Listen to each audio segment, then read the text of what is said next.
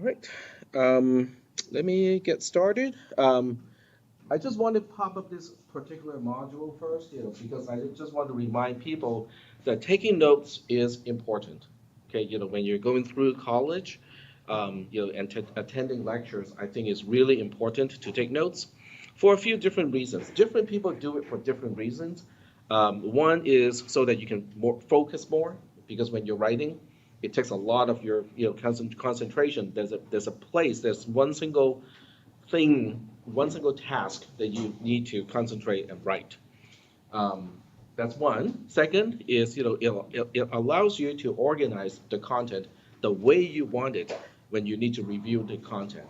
The way I present the material in my lecture and the way I present the material in my written material may not be natural to you. You may say, this is not a good organization. Well, in the class, during the lecture, now you have the freedom to basically write your notes in any organization that fits you, the way that you learn.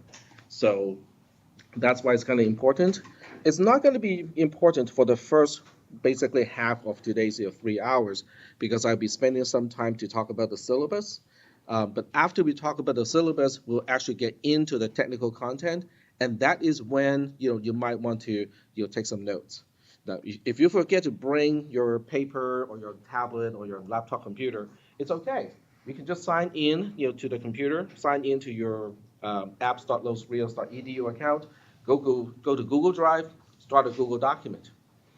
Most of the content, or most of what I'm going to talk about today, is not going to be something that you need to really write down. There's no complex, integration equations and whatnot. Mostly it's just concepts. So you can just type, the keywords and your own thoughts and stuff like that. And then one more thing, I have already started to stream to YouTube. It is unlisted because I don't want people to use that as an excuse of, oh, so that means I don't have to be here physically because I can just watch the stream remotely. It's not the same thing. So I will let you guys have a link to the recorded lecture after the class.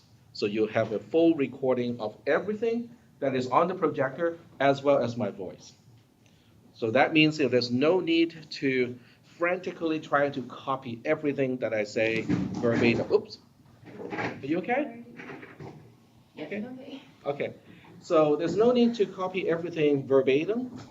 There's no need to copy everything that is already on the screen. So your job is to capture your own thoughts, okay? What you think of something.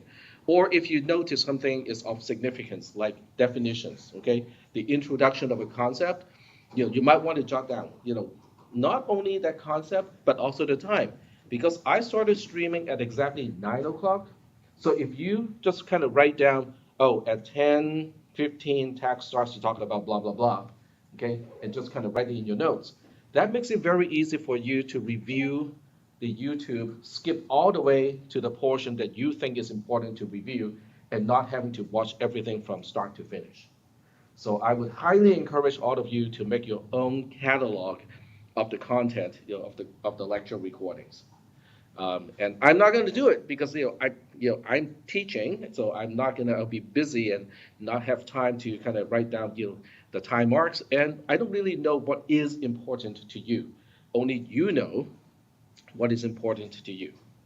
So I'll be doing okay so far with the concept of writing notes as a way to concentrate.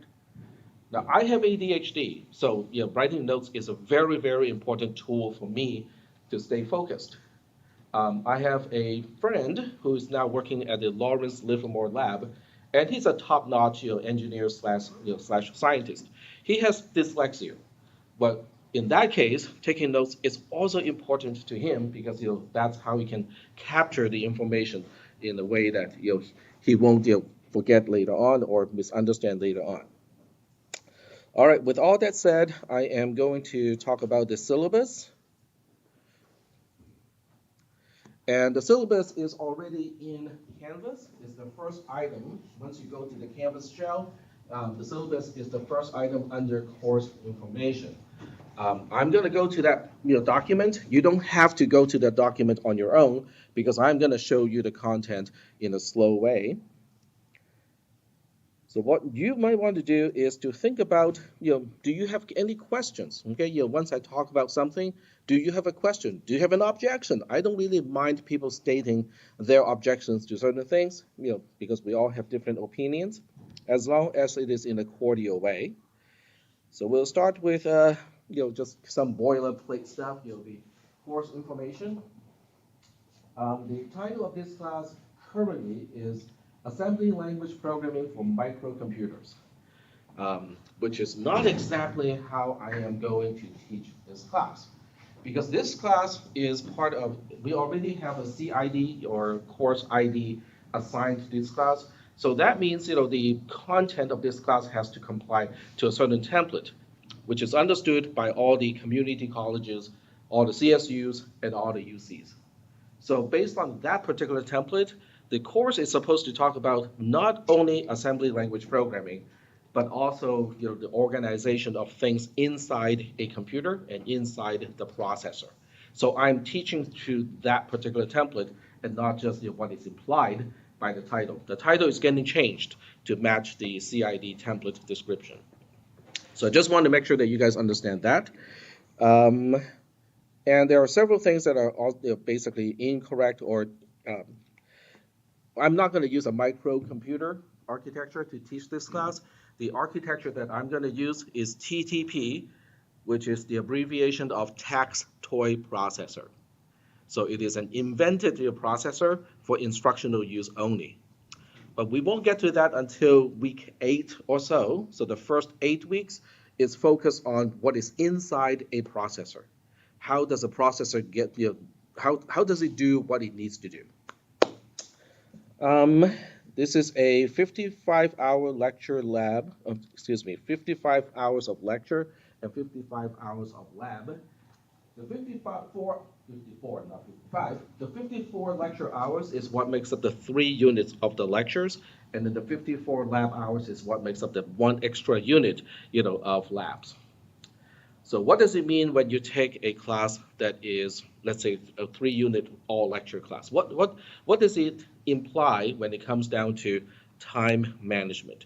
How much time are you supposed to allocate, assuming this is like a 16-week semester? Does anyone know? Yes?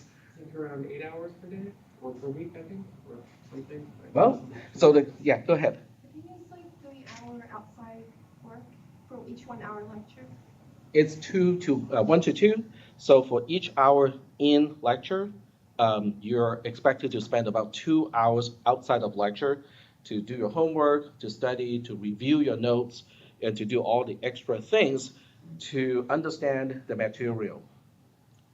So this class, having 54 lecture hours inside in a lecture room like this, so that means over the course of 16 weeks of the entire semester, you need to spend you need to budget 108 hours outside of the lecture, at home or in the library to review the material of this class. All right. So now the biggest question is, do I actually need that much time? Well, that's a very subjective question because different people do it differently. I can tell you that when I took this class a long time ago from San Francisco State University, you would not be able to see me actually studying when I'm actually studying, because I study a lot with just thoughts. So I would just sit down, people look at me, and I would just be staring into outer space, but I won't be actually actively doing anything. But that's my way of studying. So if you count that as study time, then I would say, yeah, I actually spend 2 hours to each hour of lecture time. So just want to kind of make sure that you guys are aware of how you are expected to budget time for any class. Okay, so that's the equation. 1 hour of in lecture is implying 2 extra hours outside of lecture is universal. And if you take 12 units, that adds up to about 40 hours per week. Okay, so that's why 12 units is the minimum requirement to become a full-time student, because you'll be spending about 40 hours, including lectures and the time extra outside of lectures on your course material. Are we doing okay so far with this? All right. Okay. So moving on, the prerequisite of this class is CISP 360. I have already sent you guys numerous announcements about the prerequisite. So I'm going to wait until maybe Thursday.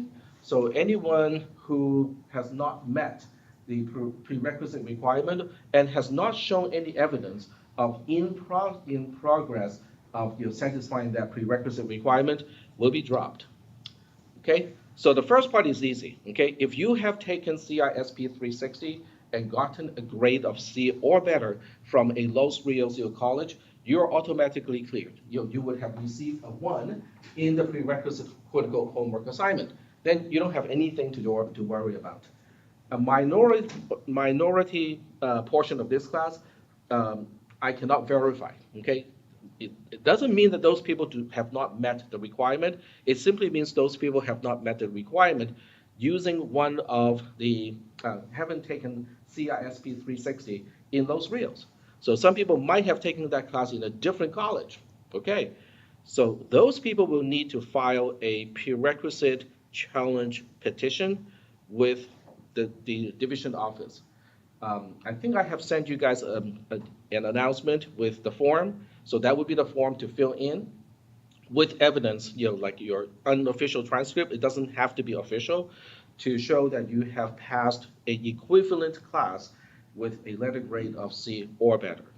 So I just need evidence that you have taken steps to meet the requirements. Then you won't be dropped. Okay, I'm only going to drop people who have not met the requirement and have not shown any progress to haven't meet that specific requirement. Are there any questions? No questions. All right, and we can move on. Student learning outcomes. We're not going to talk about it because those are all the things that you're supposed to learn in this semester. Moving on to class information, nothing surprising here, hopefully. The section number is 11105, that's for the lecture. The lab has a different number. We meet on Tuesdays and Thursdays from 9 to 10:20, that's for the lecture, and then from 10:30 to 11:50 for the lab.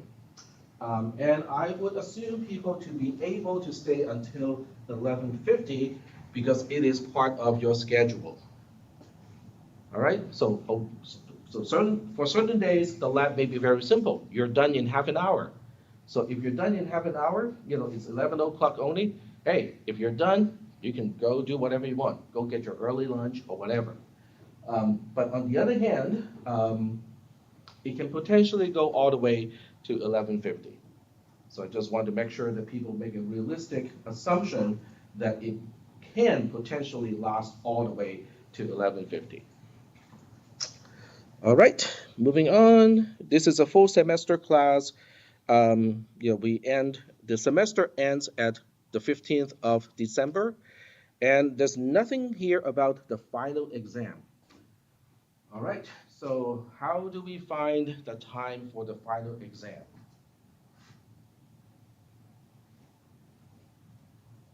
Scroll down. No, it's not down there either. How do you find if yes?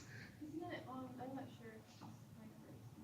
But isn't it online when you register through the class or somewhere it says? It might be, but even if it is not there, you can go to Google. Okay, so this is how I would find the final exam time, not only for this class, but for every class that you're taking that is either in person or synchronous, because that's how final exams are supposed to be scheduled. So you go to American River College final exam schedule and do that Google search. The first link is the place. Okay, super duper easy. So you just click on this link, and this is really annoying because I have accepted this many times already, and I have said I do not need any help many times. All right, so there we go. So this is the final exam schedule for fall 2022. So now you're presented with 4 choices. Which choice do you think we should click? First one. The first one, excellent. So we'll click on the first one. And then how do we read that table? Well, the first two columns are constraints, okay? Which class, so you have to use the first two columns to find out which row applies to this class, and then the other two columns will tell you about the date and the time of the final exam. So this is a Tuesday, Thursday class, so we only have to look at TTH, and so on.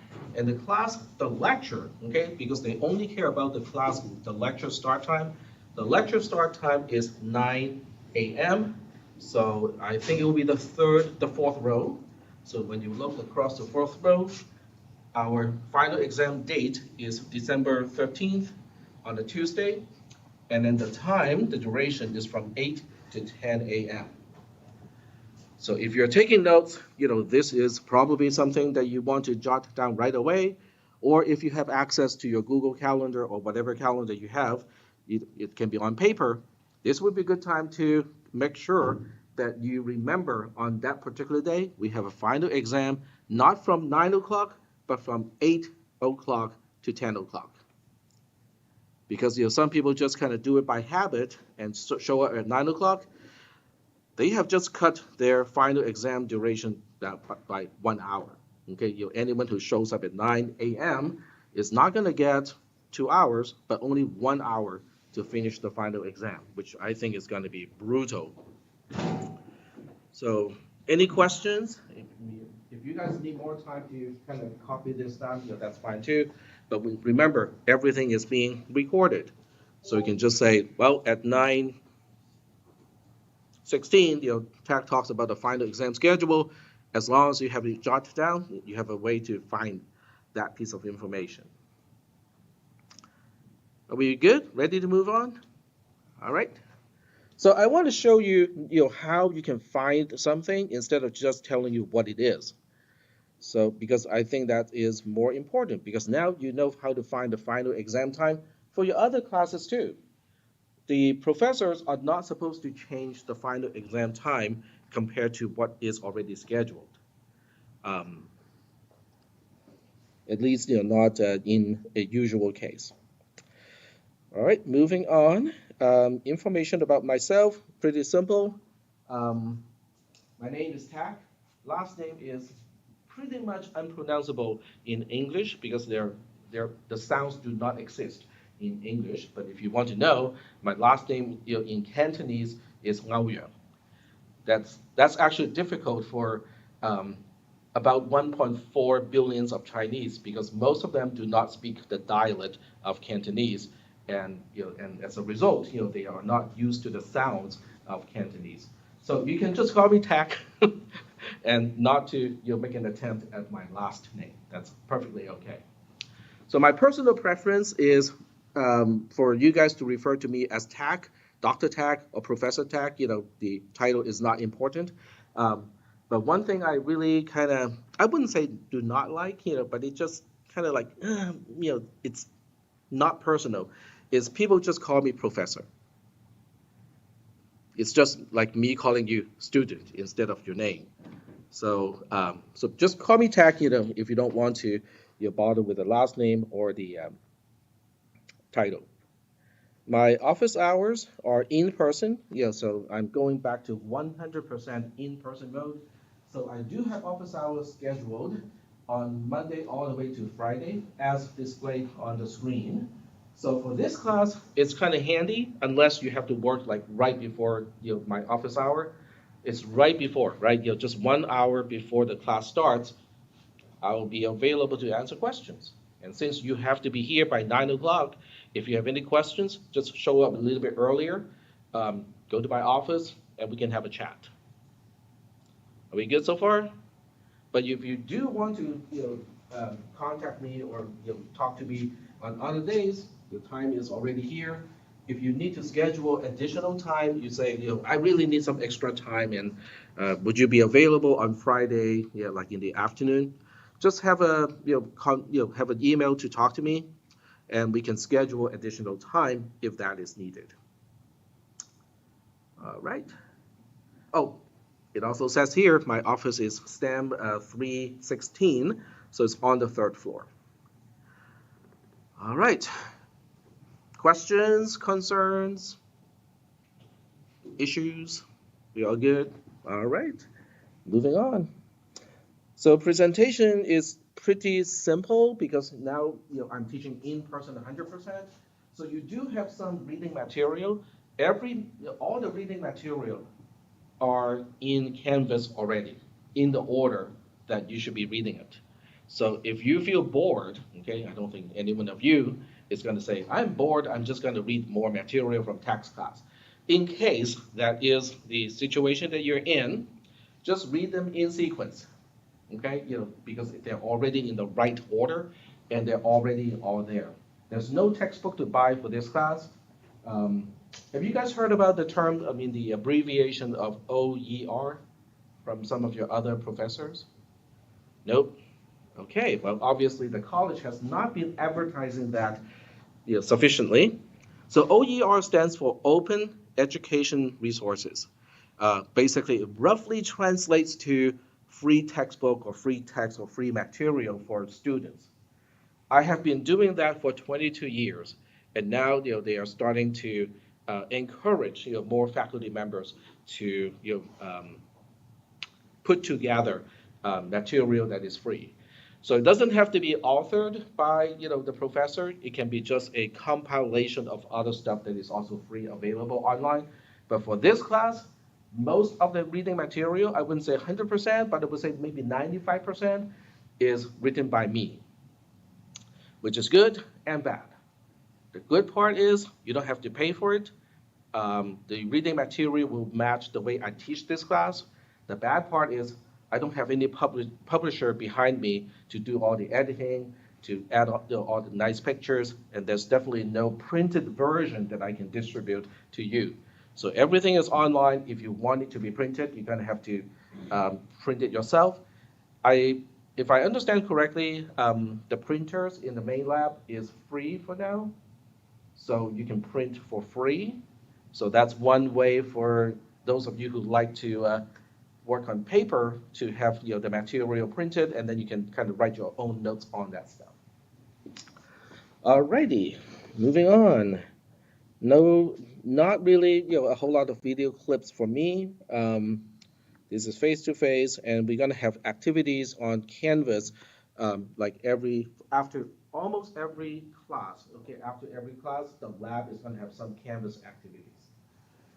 All right, section 6 is mandatory in the syllabus. I have to talk about how you guys can get in touch with me and what you can expect when you want to get in touch with me. So in this case, because it's in person, 100%, so the first resource that I encourage you guys to use would be my office hours. Okay, just come a little bit earlier than the start time of the class. Go to my office on the 3rd floor. Most of the time, I can actually come into this classroom earlier. Kind of depends on what I need to do. So utilize the office hours first. You can also email me, okay? But we'll talk about my guaranteed response time with email. You can also message me using Canvas, because Canvas has a way to message other people. So that also works for me. So the expectation of time frame, a turnaround time of 24 hours to messages sent between Monday midnight and Friday midnight, excluding college holidays. So that means if somebody were to send me an email and ask, Tech, I really don't know how to proceed with this homework assignment. According to this policy, I have up to 24 hours to reply to that message. So that means if the due date of a homework assignment is within 8 hours, you may not get my reply before the due date. So you have to schedule the time of doing your homework assignments accordingly so that you don't run into a problem like that. But for the most part, utilize face-to-face office hours. Just go to my office, and I have office hours every single day in the week. So it's only over the weekend that you might need to contact me electronically. All right, moving on. For in-person synchronous class, office hours are scheduled. It is best to utilize the office hours. An additional meeting time may be scheduled as long as we mutually agree to a certain time. Hello? All right, accommodations. This is accommodations for people with disabilities. So disability is not limited to physical disability. It can also include learning disabilities. So if somebody has ADHD, you can go to the DSPNS department and ask whether what kind of accommodations can be arranged. If you have dyslexia, you can also potentially go to the DSPNS to ask about what type of accommodations can be arranged. All right, are we good there? Okay, so I cannot evaluate. I'm not trained nor instructed to evaluate DSPNS disability accommodation requests. So you do have to go to the DSPNS department for all of those related stuff. Moving on. All right, so this is about conduct. So this is a kind of important link. Let me just kind of click on the link so you guys can see what it is about. All right, so this is the link from the syllabus. So it covers student expectations of student behavior and conduct, covers a bunch of stuff. Okay, misconduct and discipline, other acts of dishonesty, and so on. But in most cases, in my classes, the biggest concern has to do with academic dishonesty, which is kind of the negative way of looking at something. I prefer to look at it as academic integrity. We want to have academic integrity. So if you click on this one, it will show you, some additional detail about that and so on. So the question is, what is going to happen if I see strong evidence of, what I usually call collaboration when it's not supposed to happen during an exam, which most of you understand as cheating. So in all of those cases, they will be reported to the Office of Student Conduct. There's no exception. Okay. The minimum consequence of cheating is whatever assessment is in question, it will get a 0. So if it's exam 1, then exam 1 gets a 0. If it's the final exam, then the final exam gets a 0. But people have to understand that the Office of Student Conduct may incur additional consequences. So that part depends on whether the person accused of cheating is a first-time person, like, oh man, I just made a wrong decision, I won't do it again, or whether the Office of Student Conduct has a long log of incidents with that particular individual. So if it's a repeat case, it's going to have a stronger, more important consequence. If I understand correctly, the first time may not be too big of a consequence. Okay, so I do want to bring this up because just spring 2022, I found strong evidence that 2 people collaborated in the final exam of CISP310, not this class, and I had to report it to the Dean of the Office of Student Conduct. Kind of unfortunate because one person was about to transfer to UC Davis, and now that person cannot transfer anymore because of the getting a 0 in the final exam. The other person also did not pass the class, but I'm not sure about the consequences of that. Maybe just a delay of graduation. I'm not 100% sure. All right, 9 is about attendance and absences. It's a long section, because I try to explain why it is important. So the first thing is the first 3 class meetings, meaning today, Thursday, and next Tuesday, they're all mandatory. So missing any one of the first 3 class meetings is enough reason to get dropped. So obviously, all of you who are sitting here doesn't have that problem. Not for the first day, right? Because you're here.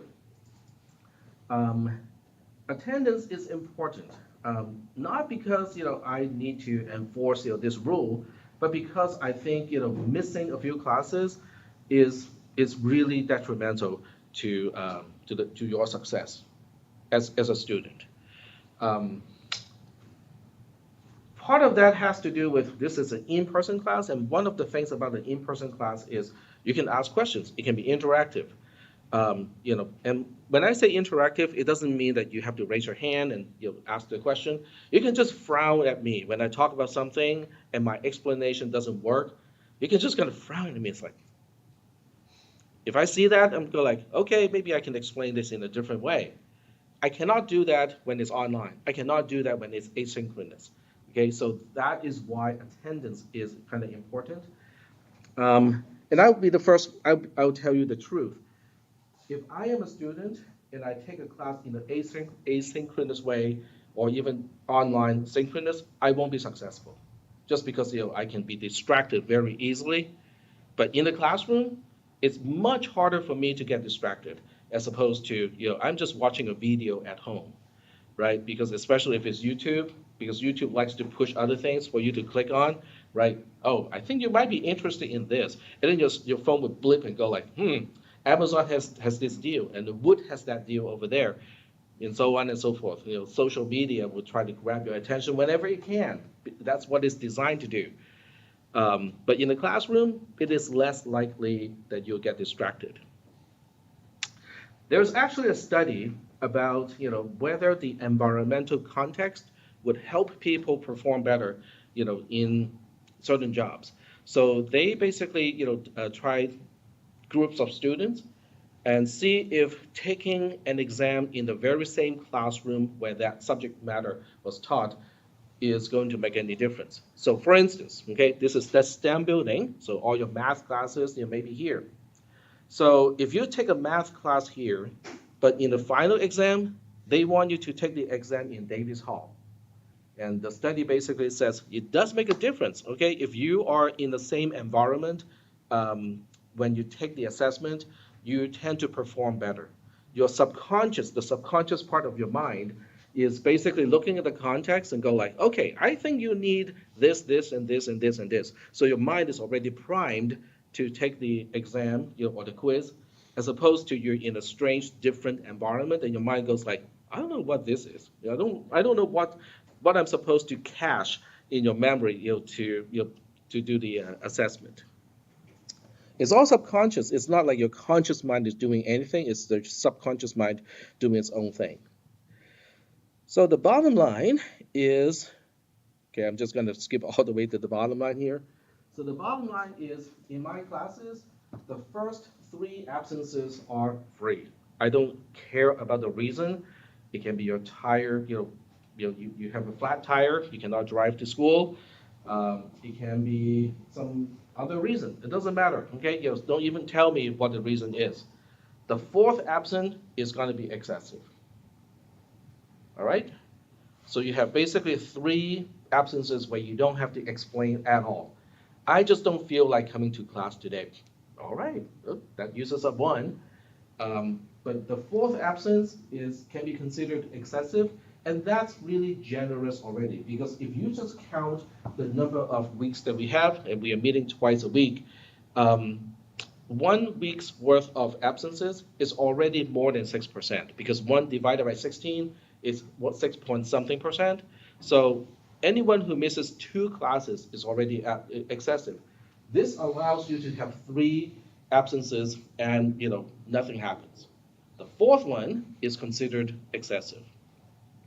In very special circumstances, okay, I might look at the situation and go like, okay, fine, I can understand this is really kind of an extreme case, and even for the 4th one, I may not consider it excessive. But I would say, with 3 absences, even if people watch the video, after class, it is still going to impact the progress in the class significantly. Because in this class, topics tend to go really, really fast. And, just missing 1 class can already, be problematic. All right, so getting on to grading, which is the fun part, the part that I really don't want to do, but I have to do.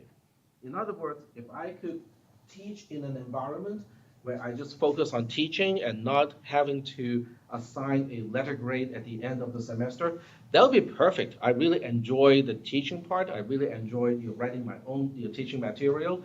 I don't really enjoy at the end of the semester and go like, yeah, this person's going to get an C, this person's going to get a B, oh, this person is not going to pass the class, this person's going to get an A. That is really my least favorite part of teaching. But guess what? As much as I don't want to do it, it is part of my job. So, well, let's go back to why it is necessary to grade. Does anyone want to kind of explain to the rest of the class why grading is necessary? Why don't we just kind of let everybody pass and not have to grade? Yep. Go ahead, and then you. So, I can do it. So it could be that the professor wants to see how the student's doing, how they're understanding materials. Also, it could be that to provide standards, so people can see who is doing really well in this course and be able to see. And also, you want to pass the class so you can take to be ready for next course as well. Mm-hmm. And then, yeah, that's all I can think of. Right now. Okay, that's really valid. Go ahead. So my answer was going to be, you don't really want people in important positions that have no idea what they're doing in a certain subject that they could have gotten a 30% in if they actually were graded, but it was just everybody passes, so they don't actually know what the heck they're doing. Mm-hmm. Okay, go ahead. That's valid as well. Thank you. Positive and negative feedback. If a student sees that they have gotten like a C Mm-hmm. or something in a grade, they will see what they did wrong, assuming that they try to follow up with a professor anyway, and they will learn from the experience hopefully. And if someone gets an A, that's dopamine. Mm-hmm. Yep. But that's assuming the grade reflects the performance of the student. So from my perspective, I work everything backwards. So the question is, what is the objective? What is your objective? What is the end goal of being here today? Because being here today is just one step to accomplish your long-term goal. But what is your long-term goal? I can give you some unlikely scenario. Perhaps one of you is a billionaire. You don't have to worry about making a living because just the interest alone will give you more than enough money. So you just want to get a associate degree in computer science, and then move on to another associate degree in psychology, and then move on to another associate degree in physics, and so on. You just want to stay in school your entire time because you can afford to. Very few people are in that position. And for those people who are in that position, they are unlikely to be with us here today. So what would be the end goal? Okay, let me just rephrase that. Okay, what is your goal within 10 years? And that is leading you to be here today. You want something that starts with a J, right? Ends with a B. Huh? Ends with a B. Sorry? Ends with a B. Ends with a B. Yes, it starts with a J, ends with a B. So you want a job, right? You want a career. And you want one that you enjoy doing. Okay? When I was about your age, okay, I cannot generally say, I would just say kind of say when I was about, let's say 18 or so, my uncle who worked on mainframe computers in San Francisco, because San Francisco city was using mainframe computers, and he said, "Oh, Tack, you gotta study computer science. Look at Bill Gates. Look at how much money he's making." I really don't care about how much money Bill Gates is making because that's not what interests me. I really like computers because of the possibilities. In high school, and that's a long time ago because I'm kind of old, I was already thinking, hey, if the scientific calculators at the time that are programmable, if there are enough steps, okay, maybe I can make the calculator do things that humans can. So that term was basically artificial intelligence in today's term, but I never learned about the term itself. I just thought about the possibility. So it's really an interest to me that turned out to have jobs, okay, in my case. So that is your goal within 10 years. So you kind of just take a step back. How do you get a job in the computer industry?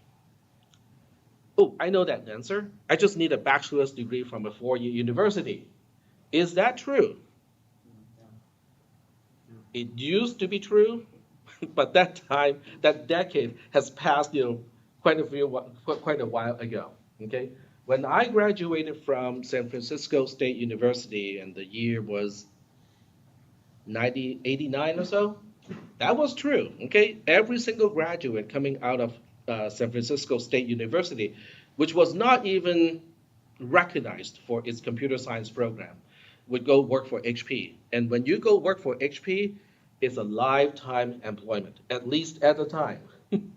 You get in, and if you do not perform well, with your job, your supervisor is very sympathetic and would look at you and go like, well, I can see that, software engineering may not be the best fit for you. Let us go around the entire corporation to find you a spot where you can shine. Okay, so they will move you around until they find a spot where you excel at what you're supposed to do. That time is gone, long gone. Okay, these days, if you want to get a job at Facebook or Google or Pixar, what do you have to do? What do you think is the process of getting hired? Go ahead. Certifications? Certifications is one, depending on what kind of job you're getting into. So certain jobs have certifications, but software engineering does not have any really recognized certifications. So if you want to apply for a job as a developer or a software engineer, what do you need? Go ahead. Learn something? But how can your employer know that what you have learned? Go ahead. Experience from internships and other jobs. All right, so that's very good. Internship is a big deal. Yep. They could interview your knowledge. They will interview and try to assess your knowledge. Yeah. Knowledge is one thing, but your ability to problem solve is a different thing, which is more important. Yep, go ahead. Go ahead. Portfolio, like what you do outside of school. Portfolio can be important, but at the end of the day, they have their quote-unquote entrance exam, which is technical. And that's why you have, is it called LEET code? Let me see if I can find it. LEET code.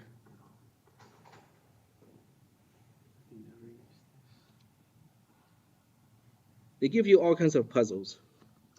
This is a website where some of the, I know a few people about your age, about 18-ish, who basically try to tackle as many problems as possible at LEET code, because that really tests your way to see if you have the knowledge first. Because if you are familiar with a lot of different algorithms, you're already having a head start. But then you also have to learn how to apply the algorithms to solve a specific problem that they present to you. I believe it is free. I'm not sure. Is it LEET code or is it some other website? It's like, Is LEET code? Yeah. So Google basically, or Facebook or Pixar will have their quote-unquote exam. They will give you problems to solve, okay, as a part of the interview process. They probably do this before the actual interview. I don't know exactly how it's ordered, but they will give you an assessment. So that means what grade you get out of college, out of your university, is okay. It's kind of important. It's set up it meets the minimum requirement. But after that, the more stringent employers will assess in their own ways, which is probably harder than your universities, how you compare to the other candidates. So unfortunately, it is a competitive environment. As much as we don't want things to be competitive, it is competitive. There's no way around it, because from the perspective of Google, Facebook, Pixar, and all the employers, what are they? How do they look at an employee? They look at how much they pay you, and then they look at how much work you can produce. And if that ratio is not reasonable, and they find a better candidate, because it's all about the alternative, right? So if they find an alternative where somebody else is more productive, then, they might have more incentive to hire the more capable person. So rolling back, okay, so that's how you get a job. So that means your bachelor's degree is important, but not probably as important. It doesn't get you employed. It just help to get your resume through the mechanical process. Okay? So so that means when you're here, when you're taking a class, your grade is important because you definitely want to get a passing grade, to move on. But it is how you acquire the ability to not to, the knowledge is not important. Okay, especially in programming. By the time a programming language is taught, it's already obsolete. Google invented Kotlin for Android programming. It's not Java anymore. And then Apple uses Swift for their own programming. So programming languages get invented all the time, okay? They get adopted all the time, they get changed all the time. So the knowledge part is not that important. It is the ability for you guys to think critically and your ability to problem solve that is going to be important because that translates across classes. It translates into what you can do at work and so on. So that's one of the main focus I want to put into this class is to make sure that you get the knowledge because that's important to continue with the upper division class of this, the upper division version of this class at a four-year university. But I also want to kind of show you how I think, because you may not think like I do, okay? But I want to give you an example of how I process problems. All right. So I know this does not seem to relate to assembly language programming at all, but it is an important part of my classes. So when it comes to grading, because we have to go back to grading, I don't really test about your ability to recall your definitions and so on, because the exams are open book and open notes. I don't think your employer is likely to say, hey, Tag, when you're employed, you cannot have internet access, you cannot bring your books, everything has to be in your head. It's not going to happen, right? You're going to have reference books, you're going to have access to websites, references, online and so on. So that's not reasonable to assume.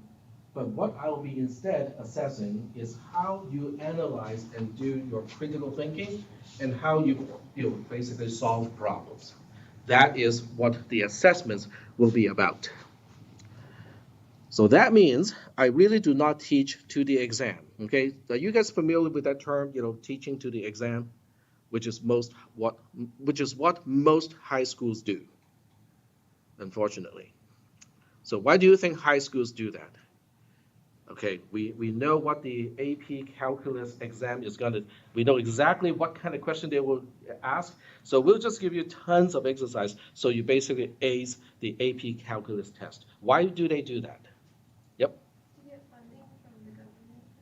To get funding and to get the bragging rights, right? Because now they can tell prospective parents and go like, look at our school, our students, score an average of blah, blah, blah in all of these AP exams.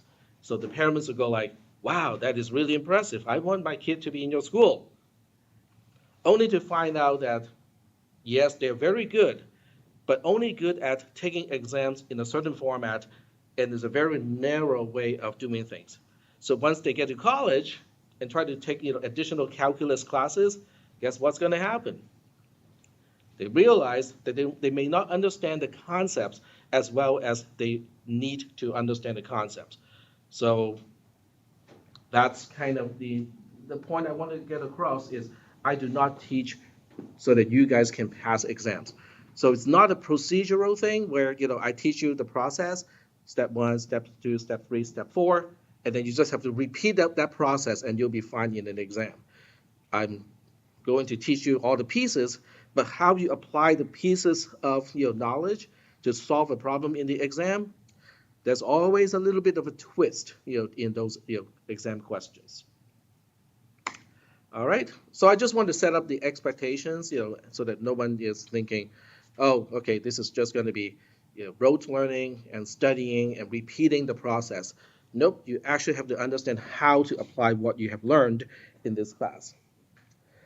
10.1.4 is a part of assessment too. It is performance, but it is not what most people think. Okay, so I'm not going to time you guys and go like, okay, let's see who turned in the answers first, who's the second one to turn in, and use the time to completion as a part of the assessment. No, that is not going to happen. But what will happen is there is a duration for the exams. Okay, 80 minutes for exam 1 and 2, and then 120 minutes for the final exam. Because I have had people, talking, telling me and going, if I had twice the amount of time, I could have finished all of the questions. But, I do have a certain amount of time, and only the answers, submitted during that time will count for grading purposes. And why do you think that is the case? Is that because I'm just kind of mean and this is how I want to treat people? Or do you think it might relate to what I said a little bit earlier about what your employer may be expecting out of you? Has anyone worked for Intel? Or know someone who has worked for Intel or who's working for Intel? All right, so have you heard about the work environment? Not that much. From what I heard, I've never worked for Intel, but I have heard what people say about the work environment is, one, it is very competitive. So when it's competitive, it basically means if you have a team of people, they try to keep track of who can get what done in a certain amount of time. And do you guys know that the tech sector is cooling, quote unquote, cooling down right now? They're not hiring a lot of people anymore. In fact, some companies have frozen their hiring and others have started to lay off people. Do you guys know that? Okay. So that relates to performance. Okay. So I have my own expectation of, okay, I think most people can get this many questions answered and get this kind of a grade, at least. So when someone says, I can answer all of the questions correctly if I just had more time, I cannot give those people more time, okay? Nor can I give those people a grade as if they answered everything correctly. Okay, so there is a time limit to the assessments. All right, so everything that I grade is going to use the GPA scale, which is 0 to 4. But I do want to kind of mention what it means when someone gets a score of 3, which is a B, versus a score of 2, which is a C. So I'm trying to explain this to my best ability so that when you guys get your scoring, you kind of know what where it stands in the grading standard. So in this case, I have a sample question of, this is the sample question here. Using algebra, show all steps and explain each step of how you find the solution of x squared minus 1 equals to 0. I'm hoping you guys are familiar with that type of problem and kind of have an idea of how to solve the problem already, because otherwise the explanation is not going to work well. So a 0 point, or 0 out of 4, can be for an answer like this. Okay, so this answer here is technically 100% quote unquote correct. Because if you look at the solution of what the question is asking, x equals to 1 or x equals to negative 1 will work out. Okay, from the mathematical perspective, these are the critical solutions. But this answer is going to get 0 points. Why do you think that is the case? What did I ask? Did I ask just solve for the unknown, or did I ask for something else? I asked about the steps. In other words, I want the person to show me your thinking process. Show me how you analyze the problem, how you use what you have learned in the class and apply those steps to arrive to the answer. So just giving me the final answer is not going to get any points.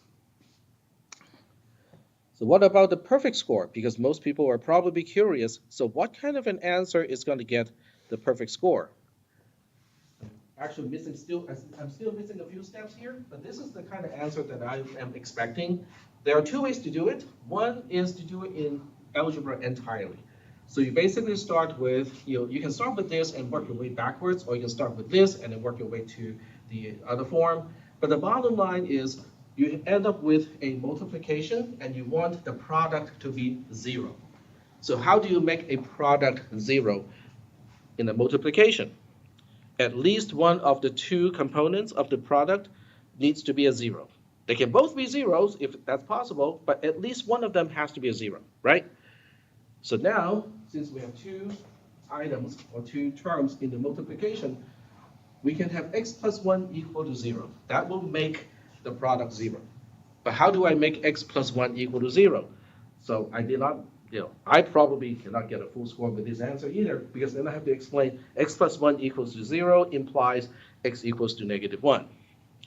That's one way. And then the other way is to have the term x minus 1 being 0. So if x minus 1 equals to 0, and using algebra, we know x equals to 1. That would be the quote-unquote perfect answer. On the other hand, if I introduce quadratic equations and present the solution to a quadratic equation in class, then the person actually has to mention what tool is being used and how it is applied. Because just knowing this and this is not sufficient, because you have to relate what this is talking about to the question that is given to you.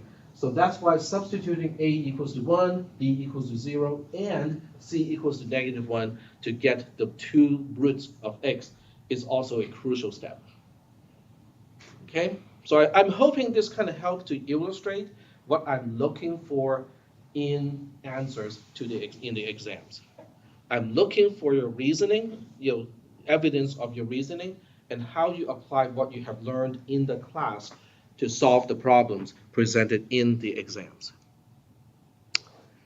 Are there any questions or objections or anything like that? Yep. For grades, is it only whole numbers? Like, do you give 3 out of 4, 4 out of 4? Or? Occasionally I do fractions, but most of the time it is whole. But in most cases, one single question has multiple parts, and then for each part there are multiple criteria, and then for each criterion, it is 0 to 4. So not the whole assignment, but rather parts of like an assignment not graded on a 0 to 4 scale. In exams, yes, but for assignments, it's usually just kind of go for the 4 steps. Okay. Yeah. All right.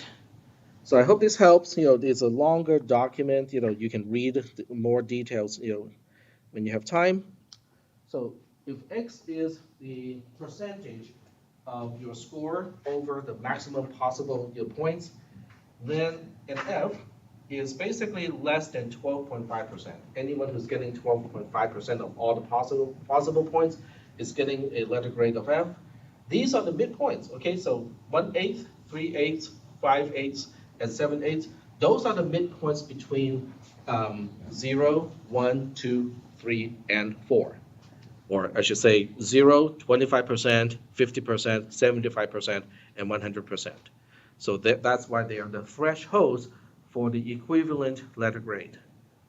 So the translation from your score to letter grade is very different compared to most of your other classes. Even though the threshold looks easy, because to get a passing grade of C or better, it's only 37.5%. I shouldn't say I can guarantee, but I can assure you that this class is not any easier than your other programming classes. It's just the scale is different. The other way to look at this is I'm not going to ask easy questions. So there's no padding up to the 60%.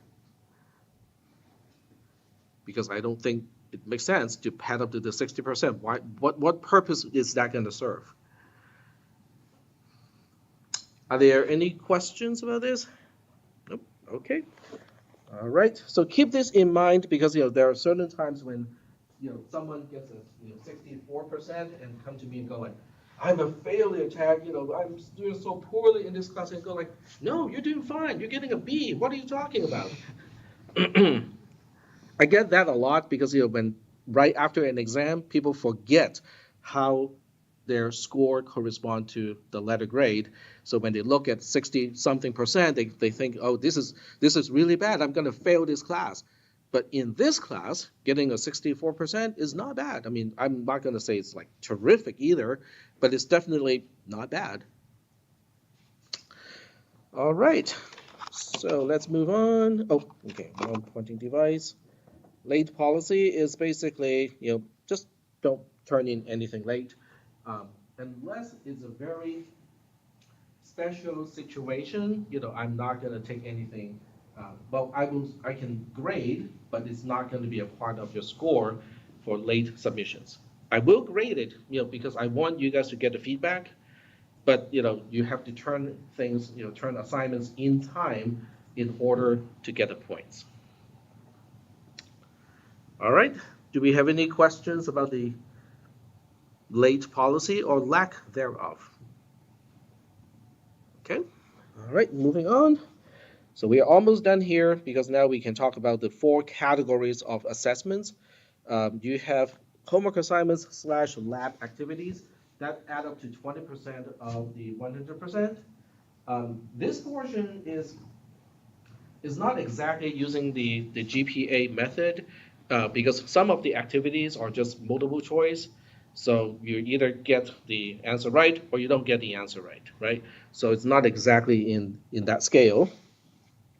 The exams, on the other hand, are all graded using that scale, and we have 3 exams. The first exam is about 1/3 through the semester. That accounts for 20% of your total score.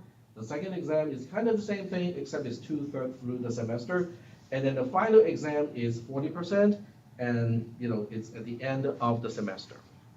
I know someone is already thinking, is it cumulative? The only answer I can give you is not intentionally. Because there's no way for a class like this not to be, quote unquote, incidentally cumulative. In other words, concepts that we talk about from day one may still be relevant to, in the final exam. So I cannot say, oh no, the final exam is not going to contain anything from the earlier part of the lecture. I can only say that I would not specifically test for those. However, it is still crucial to how you answer in the final exam. So that's the best I can say is not intentionally cumulative, but incidentally there can be dependency between the material that you'll be tested on in the final exam, and it might reference something that you learned at the beginning of the entire semester. All right. So that means taking notes is really important, because what you learn from day one, like today, may actually come in handy all the way through the semester to the end. All right, so this is about the same time that I ended yesterday. So I'm going to go into the actual course material now, because if I don't, we are going to run out of time in this class. We actually need a lot of time to cover all the material. And I need a way to get back. There we go.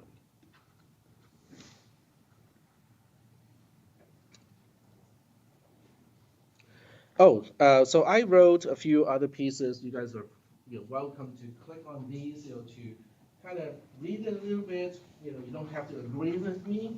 So I talked about aptitude and preferences, how they are important in your success, not only in this class, but also in your career, and why attitude is important.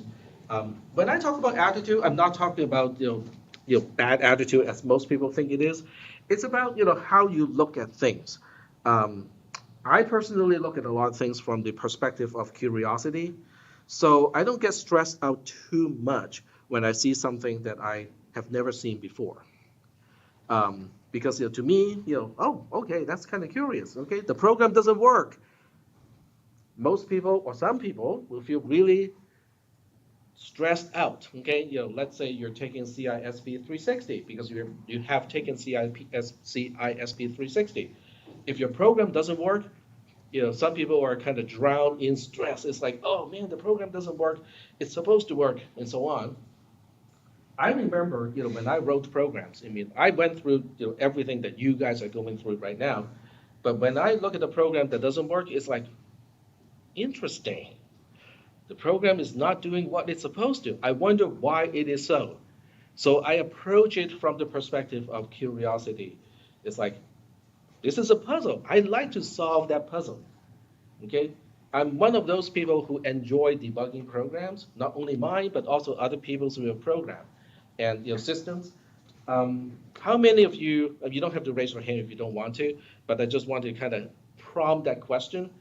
Did you enjoy debugging your programs in CISP360 or your other classes? Some of you might have taken 400 or 430 already. So you guys enjoy the debugging process? As long as you allocate enough time, right? Because if your deadline is like in an hour and your program doesn't seem to even be close to what it's supposed to do, then obviously you might get stressed out. But that goes back to the allocation of time, right? You don't want to take 22 units in a semester and expect that you can get everything done with time to spare. Programming is hideous from that perspective, because if you were to write an English paper or to write a paper in your history class, yeah, you can kind of turn the dial, right? You can say, yeah, I really want to put all effort into this particular paper because I really feel passionate about this. Yeah, you can turn the dial all the way up. Or you can say, I'm really tired and this is, I have to turn this in tomorrow. You can turn the dial all the way down and just say, I'm going to do the bare minimum, make grammatical mistakes, maybe a few spelling mistakes, and not bother to check those. Yeah, you will still be getting a grade. It's just not the highest grade that you can possibly get. There's no such thing as a dial when you turn in the program. It works or it doesn't, right? It can be just because a greater than or equal to versus a greater than. That equals to kills the program. What makes things even worse is double equal versus single equal. That is a killer because it can mask a lot of times your program would actually seem to work when it's using assignment instead of equality. And then for the few cases where it stops working, it's just mysterious. It's like, why is this program not working? So if you enjoy that process, that means, you kind of have the curious, attitude. You want to figure out why things do not work the way they're supposed to. So I just want to kind of, bring this back to, what this, thing is about. Required resources, talks about time management.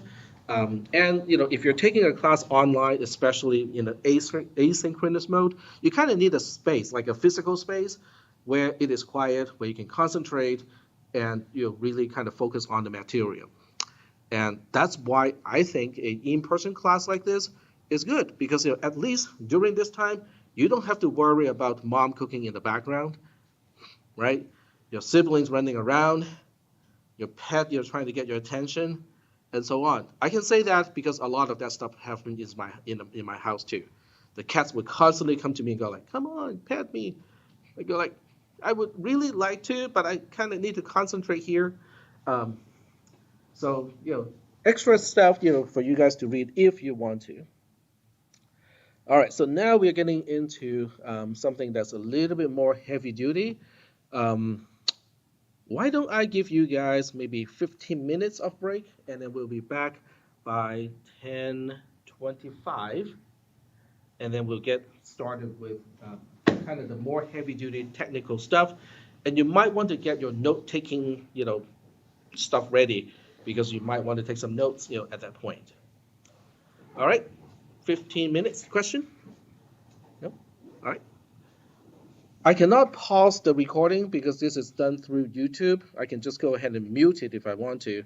But when you watch the recording, there'll be a dead time of 15 minutes from 10:10 to about 10:25. So we'll resume at 10:25.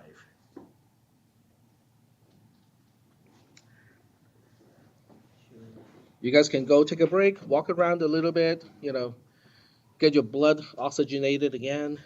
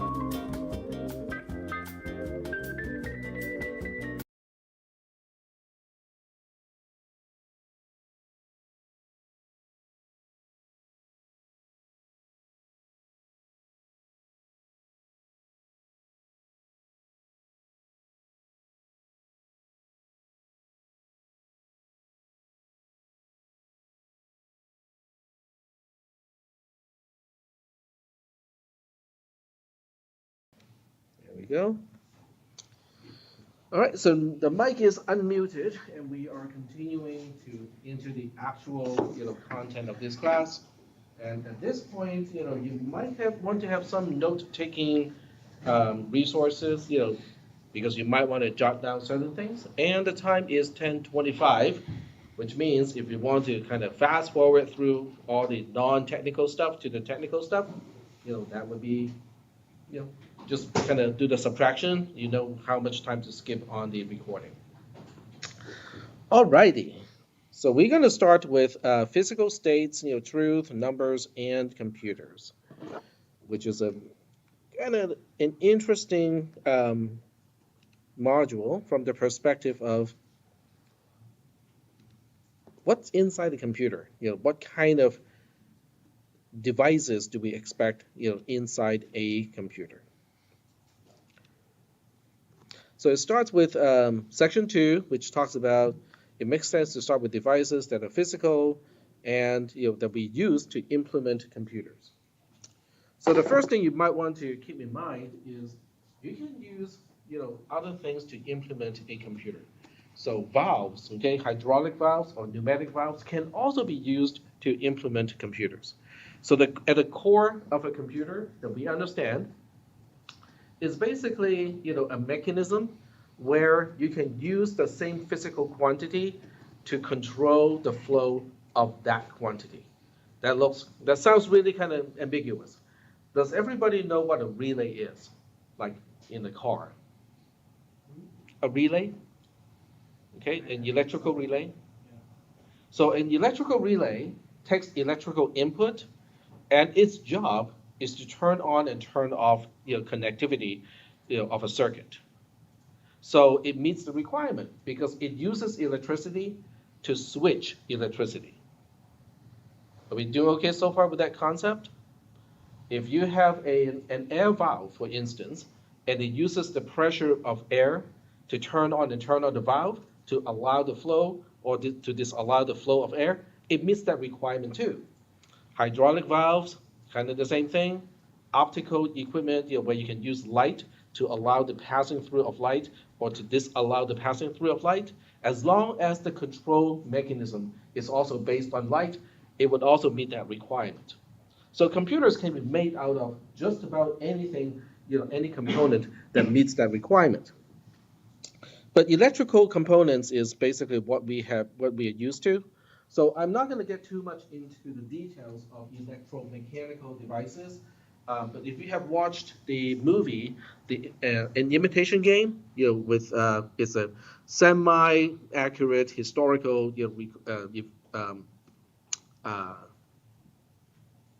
presentation, of Alan Turing, which is the father of computer science.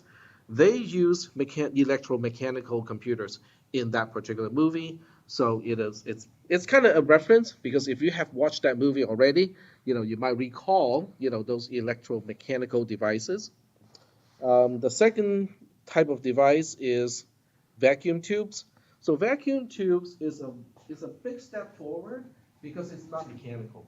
So there's no rotation, no need to wait for the contact to go from one end to the other end. So they can operate a lot faster compared to electromechanical devices. The downside of using vacuum tube is they are very power hungry because if you have ever seen a vacuum tube in action, It's a small little light bulb, okay? It has a glow, okay? It glows, usually about red. It doesn't have to get really hot, but it has to be hot enough that electrons are free to leave the surface of metal so that, when you present a positive charge, the electron will leave, fly over, vacuum, and hence the name vacuum tube, because inside the vacuum tube is vacuum. And they have mechanisms, using vacuum tube to act as a valve where you use electricity to control the flow of electricity. So fast forwarding to what we are now using, or we have been using since a long time ago, are transistors. So transistors, let me see if I actually wrote down when we started to use transistors in computers. But I know for sure that we have been using transistors in computers since maybe the late 50s. So it has been, 70 years or so of using transistors. The other devices, we only use those in the maybe 30s to the 40s, maybe from the 40s to the 50s. So they didn't last nearly as long. But transistors has been the mechanism used in computers since the late 50s. And why is it, what is the significance of transistors? One thing you notice about transistors is the size of transistors tend to get smaller and smaller and smaller. Has anyone heard of the term Moore's law? And yeah, go ahead. It's like every 18 months, the transistors, like, they double, I think. The density doubles, which means the size is halved. So you're correct. So every 18 months, according to Moore's law, we can reduce the size of a transistor to 50% of 18 months ago. So what does that do? I mean, okay, so it's smaller. What is the big deal? One, you can pack more transistors in the same surface area.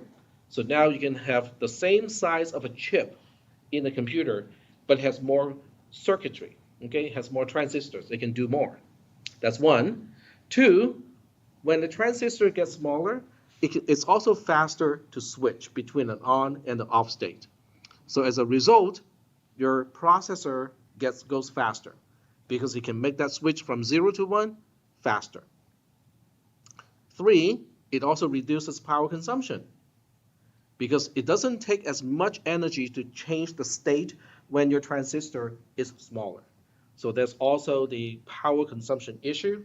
So there are a lot of positive things when we reduce the size of transistors. And doubling every 18 months is a big deal. It doesn't sound like a big deal, but it is a big deal. Think about it. So let me see if I can get myself a marker. There we go. So very occasionally I would use the whiteboard for stuff that is not really that important. So let's just look at 1962 versus 2022. Okay. So if you do a division, how many years have passed between 1962 and 2022? 60 years, right? Okay. So we say 60 years. And in 60 years, how many 18 months? How many 18 months do we have in 60 years? It's divided by 1.5, which is 40, right? Okay. So we say it's 40, 18 months. Okay. So that means the doubling has occurred 40 times. Oh, wow. Doubling has occurred 40 times. So we're looking at 80? No, we are not multiplying. What are we doing? Exponential. Exactly. It's 2 to the power of 40. This is the factor that we are looking at, comparing a computer today or the average size of a transistor of a processor today versus the size of a transistor from 1962. Okay, so is that a big number? How big is that number? Can you roughly do a translation into a base 10 thing and go like, oh, okay, so it's approximately this as a base 10 number. There's a trick to this, okay? 2 to the power of 10 is exactly 1024, which is approximately 1000. So every time you see 2 to the power of 10, it's approximately 1000. So this is approximately 10 to the power of what? That's 1000, and multiply that by 4. So it's 10 to the power of 12. How do we normally call 10 to the power of 12? 10 to the power of 3 is 1,000 kilo. 10 to the power of 6 is million. 10 to the power of 9 is billion. And 10 to the power of 12 is quadrillion. And that's why I said, my Fitbit probably can run around a mainframe computer from the 60s. It has more processing power than a mainframe computer, which basically takes up a good sized room in 1962, just 60 years. Now you might say, but 60 years is kind of a long time. We are expecting progress, within 60 years. That is true. But if you compare an automobile, a car from 1962 to a car that rolls out of the manufacturer to the production line today, yes, there are improvements. But are we looking at a quadrillion time of improvement?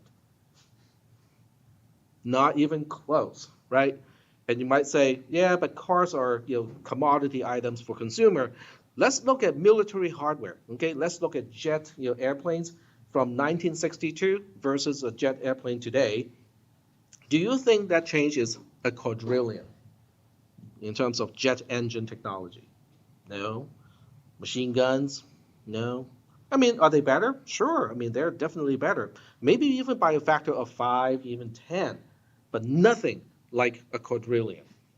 So this is an interesting phenomenon because computer science has not changed much since the days of Alan Turing, which is the late 40s and the early 50s. It really has not changed. It's like math. It's like calculus. It hasn't changed. But the speed of computers has changed tremendously. So why is it important?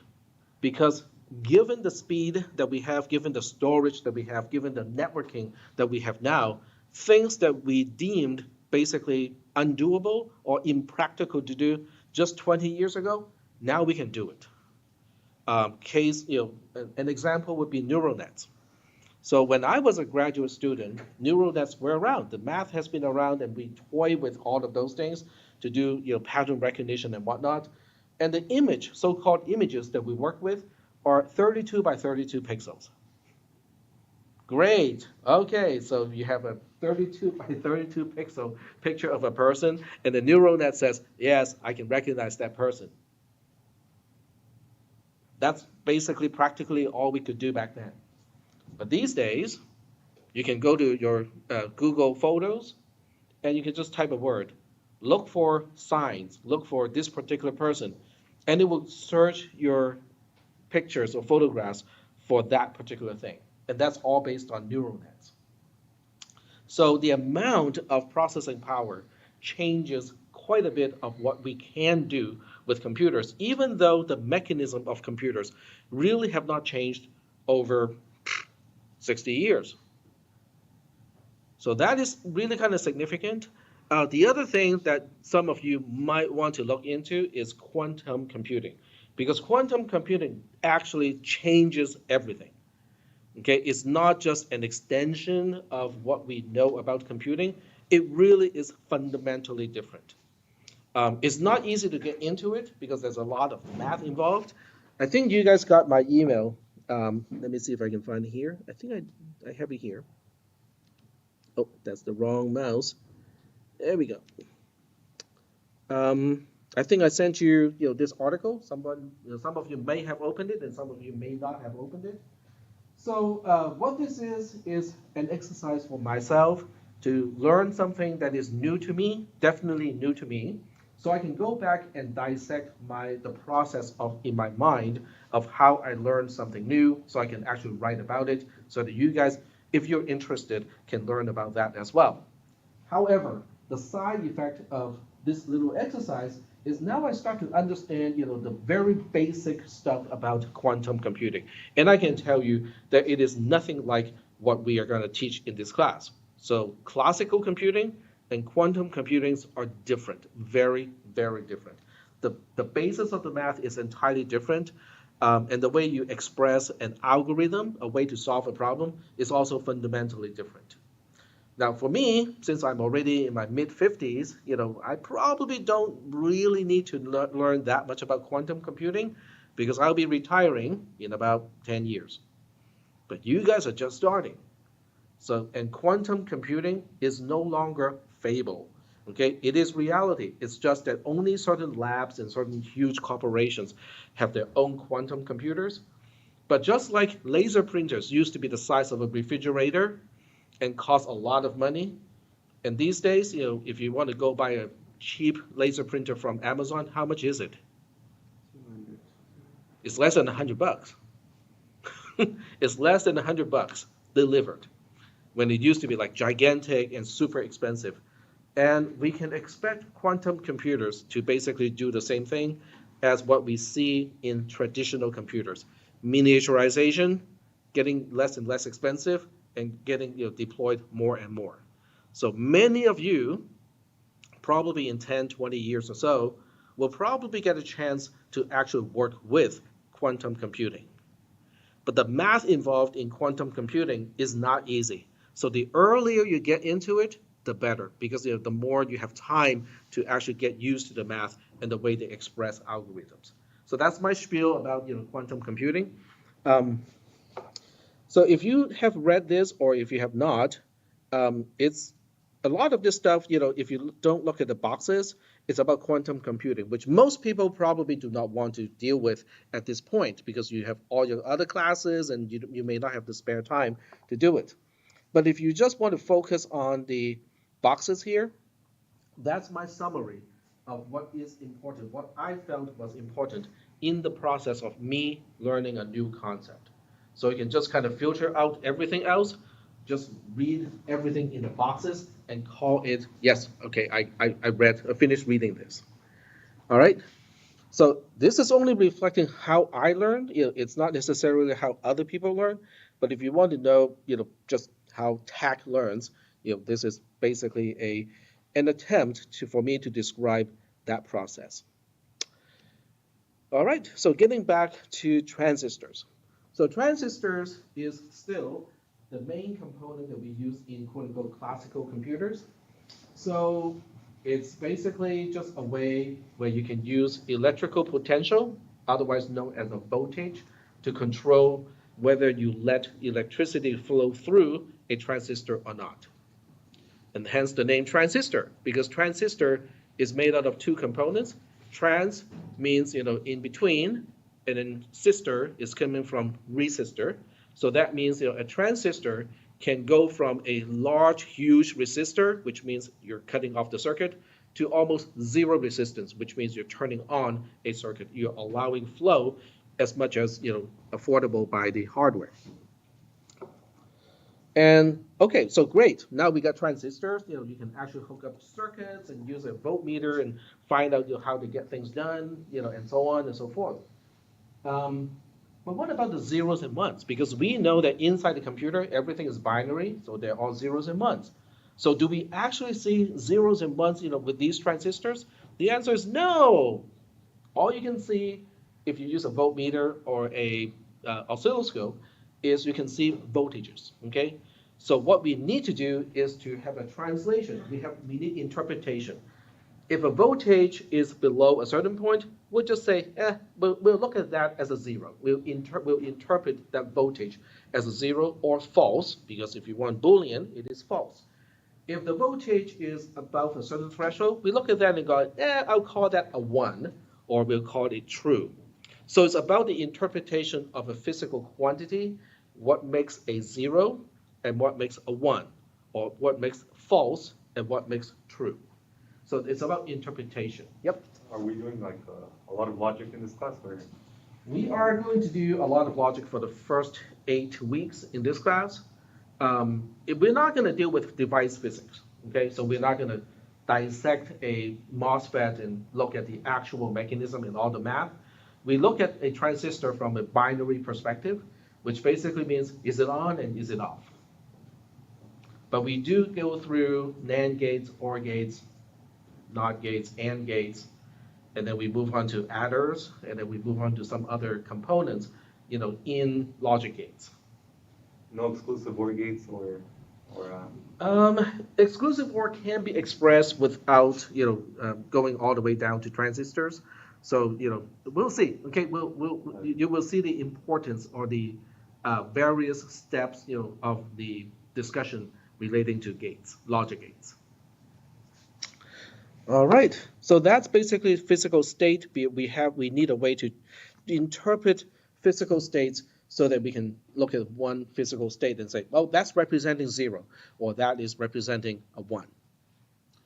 Are we still doing okay so far in terms of concepts? We have transistors, they work with electricity, and then we have ways to interpret a voltage and say, if it's below this point, we'll call that a 0. If it's above this point, we call that a 1. We good? Okay. So we are just fast forwarding until we get to the point where we really have to go slow. So now we are actually getting into the different types of transistors. There are 2 types of transistors. One is called the P type, and the other one is called the N type. So for the purposes of remembering which one is which one, P you can look at it as positive, and then N you can look at it as negative. So P for positive, N for negative. Obviously, the name or the terminology has to do with p-n junction, but since this is not a physics class, we're not going to get into the physics of a p-n junction and stuff like that. So for the most part, we just look at P as positive and N as negative. This is what an N transistor look like. Okay, so if you look at the schematic of an N transistor, and this is also where you might take notes. Because the description here is already in the notes here. But as you take notes, using your own understanding of what I'm talking about, that's a way for you to focus. See this little arrow here? It's important. It is very significant because otherwise we cannot differentiate between the north and the south end of a transistor like that. So the arrow is indicating the direction of flow. Okay? That's all it's indicating is the direction of flow. I'll explain what is flowing later on, but that's just flow, direction of flow. So if I tell you that the 2 terminals, opposite ends of the arrow, one is called source and the other one is called drain. In this specific case, which one is the source and which one is the drain? Go ahead. The bottom one would be the source. Mm-hmm.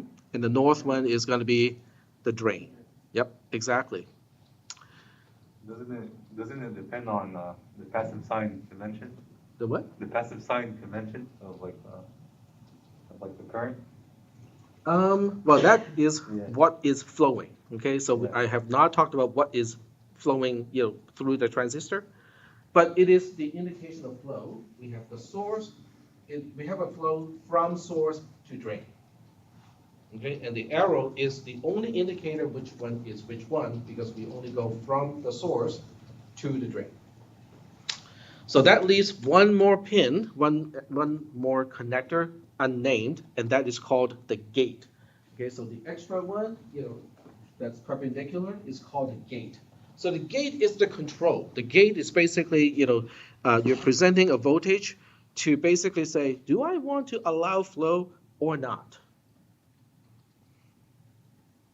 Are we still doing okay so far with the general description of an N transistor? So the general idea of how you turn on the transistor is if the source and the gate are the same, then the transistor is off. If the source and the gate are different, then the transistor is on. Okay, so we'll just kind of keep an eye on that particular statement because it applies to both N and P type of transistors. Yes? Can you repeat that again? Can you repeat Yeah, absolutely. So to determine whether a transistor is on, which means it allows flow from source to drain. We look at the voltages at source and also at the gate. If they are the same, then the transistor is off. It is not allowing flow. If they are different, then it is on, which means it is allowing flow from source to drain.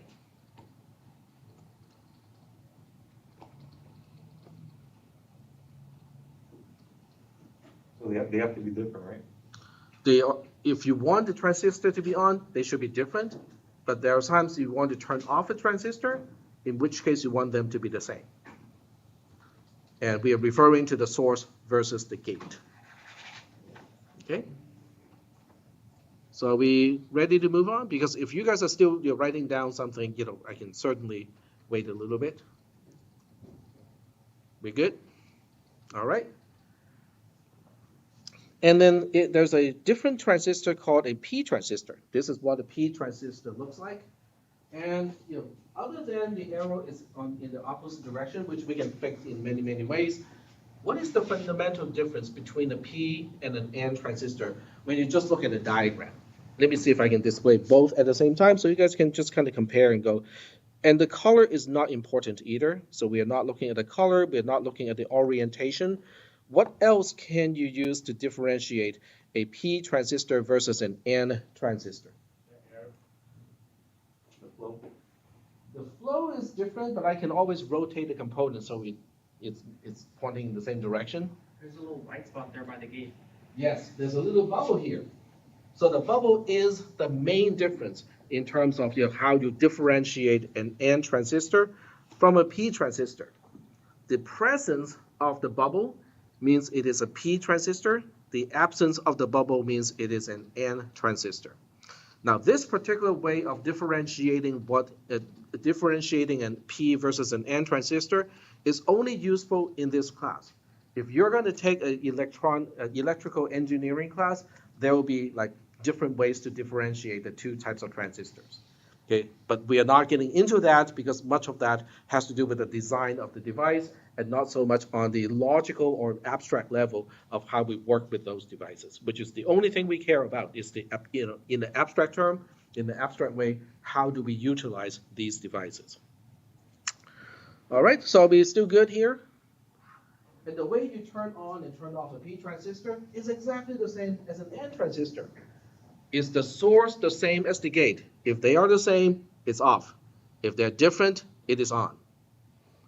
So now you look at all those statements and go so what is the difference between an N transistor and a P transistor? It looks like everything is the same. Flow is going from source to drain. We got that. And to turn it off, you want the source and the gate to be the same. Got that. If you want to turn it on, you want the gate and the source to be different. Got that too. So they are the same. The only difference is just how they are represented. One has a bubble and the other one does not have a bubble. Well, what I did not tell you is what is flowing. In the case of an N transistor, it's a negative charge that is flowing from source to drain. And hence the name N transistor, because what is flowing is a negative charge. So a negative charge is, later on we'll introduce the symbols, then we'll have a better idea of what a negative charge looks like or what is a source of negative charge. So given that statement, what do you think is flowing through a P transistor from source to drain? A positive charge. Yeah, exactly. So positive charge is going from source to drain in a P transistor. So they are identical in many ways. The only difference is what kind of charge is flowing from source to drain. Yep. So, like a physics teacher once said, there isn't actually anything called a positive charge. So, I'm kind of confused because it's all flow of electrons. Is it lack thereof of electrons? It's the opposite direction, actually. So if electron is going in one direction, then you can say the positive charge is going in the opposite direction. Okay. So you're just flipping the direction of the vector. Yep. But at this point, because I want to relate the term of P versus N transistor to the behavior, and that's why I'm referring to the flow of the charge. Are we looking at the flow of positive charge, or are we looking at the flow of negative charge? All right, so I think we are now ready to build some circuits. Okay, so let's go ahead and build some circuits. You guys are going like, the tech, I don't see a breadboard or a soldering station here, so how are we going to build circuits? So the way we build circuits in this class is by using LogicSim. So let me go back to the main simulation. Exactly. LogicSim, logic, okay, and then sim is simulation. But it does go all the way down to quote-unquote transistor level. So that's interesting. So the way we get there is to use the shared folder. I would advise you not to follow me as I do this. Just kind of focus on the demonstration, and then because your lab contains the instruction already, so there's no need to kind of really frantically try to copy down everything that I do. And plus, this is getting recorded right now, so you guys can just kind of relax. Just look at what I do, but ask questions if you don't understand what I just did. Okay. Or if you have questions like, because you cannot see what I'm doing on the keyboard or the mouse. So if you have questions of, did you just right click or did you do a drag? Those would be relevant questions because you cannot see. But don't copy everything down because there's no need to frantically copy everything down. The time is kind of important. So right now is 10:55. Okay, so this way, if you just kind of jot down the time, you know what time to jump to in the video in case you want to watch this again. All right, so having said all that, this is the share folder. If you, I usually just do a right click and then open it as a new tab because I don't want to lose the page it's coming from. So now we get to CISP310. It's a shared folder. You guys have access to it already. And there is a file called LogicSim310.jar. So LogicSim, if you look up your LogicSim in Google, that is not the one that we want to use because it has a bug. It has a bug that prevents us from doing certain things with that particular program. It's an open source program. So I took the source code and fixed that bug. Now, I wouldn't call that a bug. It's basically a half-baked feature. The original author started to implement something and did not quite finish it. So I just kind of finished that particular feature. So this is my modified version of LogicSim. You can download it. It's just a jar file. Jar stands for Java Archive. It's basically just a zip file with a lot of little files inside. So you just go ahead and download it. And once you download it, depending on which operating system you're using, I am using Linux. And as a result, I do a lot of stuff, using the command line. If you're using Windows, most likely you can just double click on the jar file and it knows what to do with it. But if you're using Mac OS X, maybe you can just double click. But if you're using Linux, you probably need to use the command line to run the program. So I'm going to run the program here. It's in my downloads folder. So I have Java-jar, and then the name of the file, which is LogicSim310.jar. Can you guys see the text? Yeah, it's clear. It's okay. It's clear enough. The video is being captured at the same resolution, so you should be able to see the details as well when you are watching the video. So I press the Enter key, and this is how we start LogicSim. And it's starting on my laptop screen, so I need to move it to the other screen. Give me a second.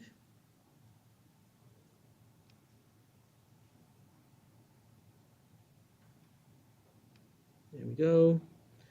And I want to maximize it on the other side. So let me do that. There we go. All right. So this is LogicSim.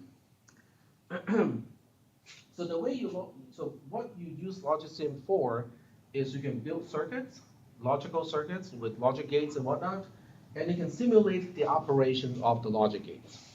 In fact, we'll be using LogicSim all the way to the end of this semester. But at that point, LogicSim will be actually simulating the operation of a very small computer. So not only are you going to learn how to write programs in assembly language, you actually get to see how a processor carries out all of those instructions on an edge by edge, manner, and you can actually see the interaction of the components inside of a processor. Have you guys seen those models like transparent plastic model of V8 engines? Yeah. Okay, this is kind of like that. Okay, at the end of the semester, we'll be looking at a tiny little model of a V8 engine. So if you turn the crankshaft, you actually get to see, oh, okay, I can see this valve opening and that valve closing, the piston compressing.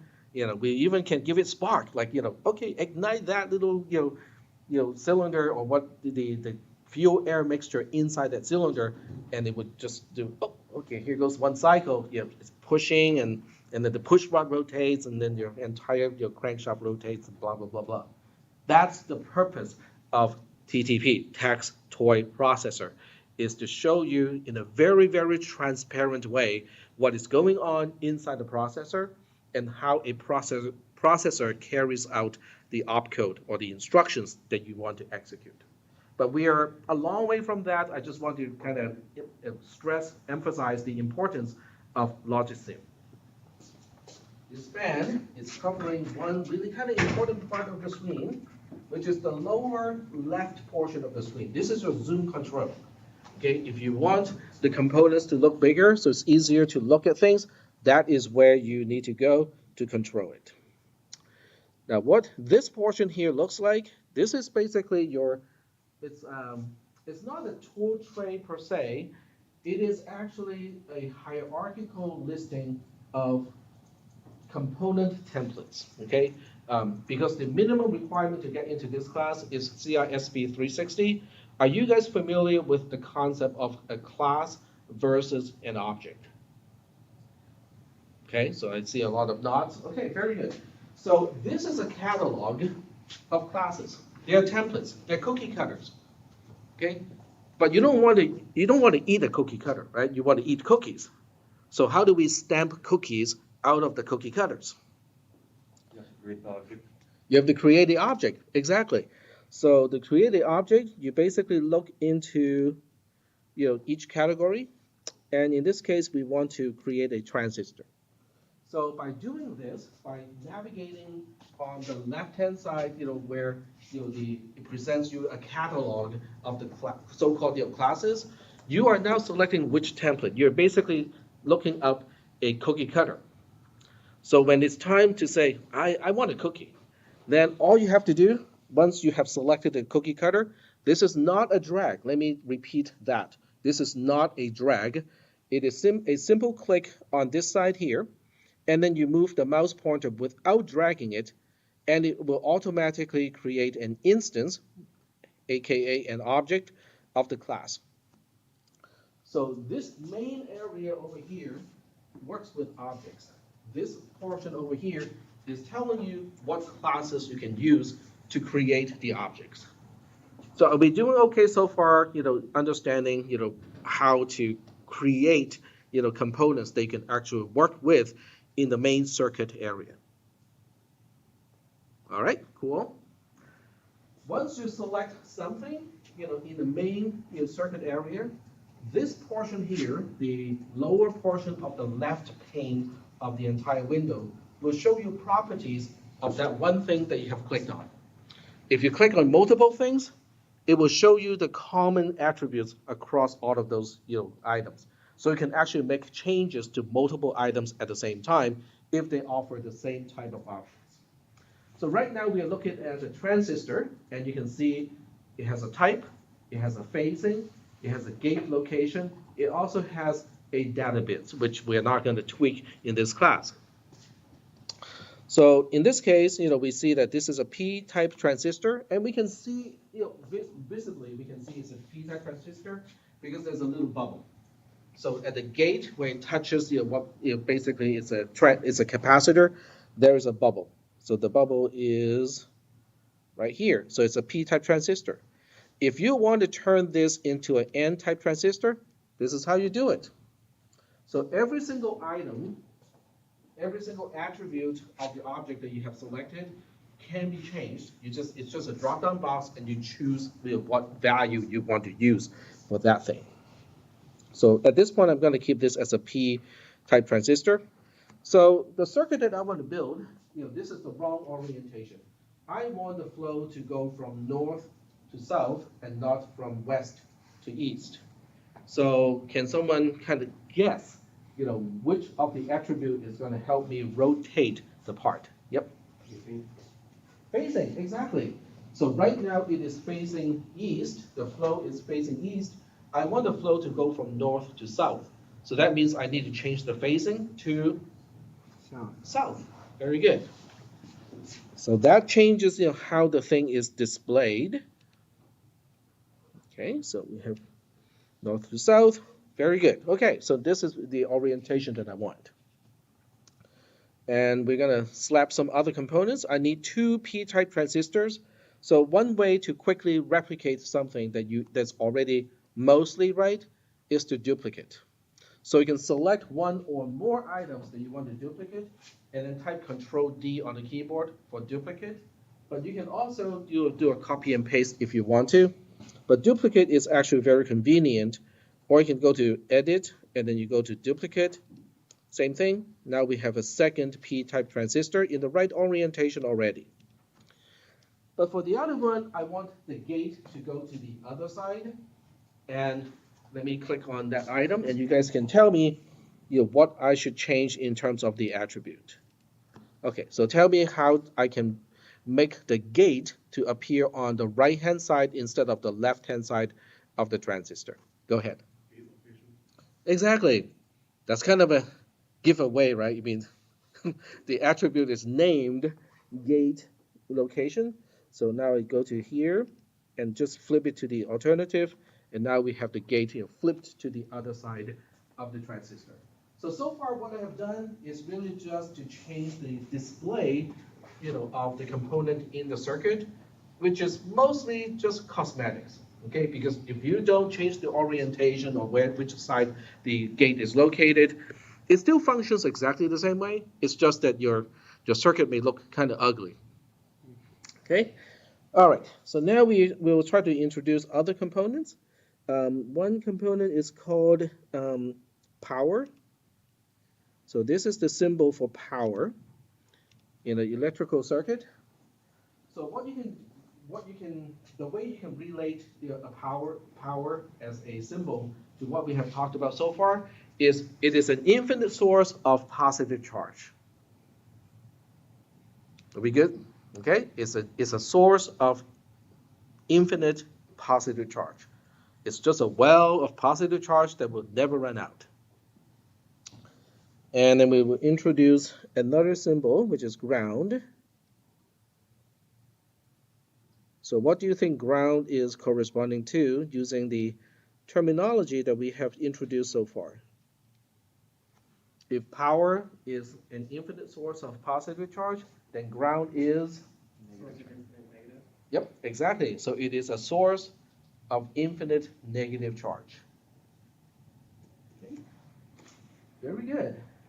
So now we need 2 more components. We need 2 N-type transistors.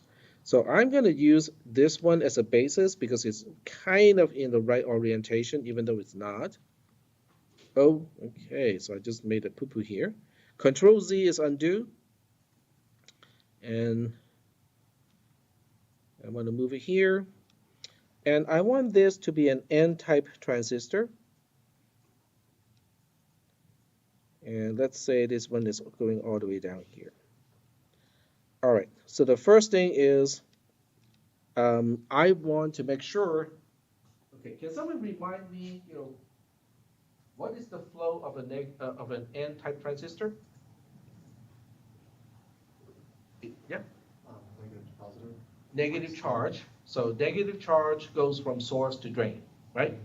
So this orientation, if I were to connect this line here, would not be right, because I want the source to connect to a source of negative charge, not the drain. So I need to change the facing again to north for this one.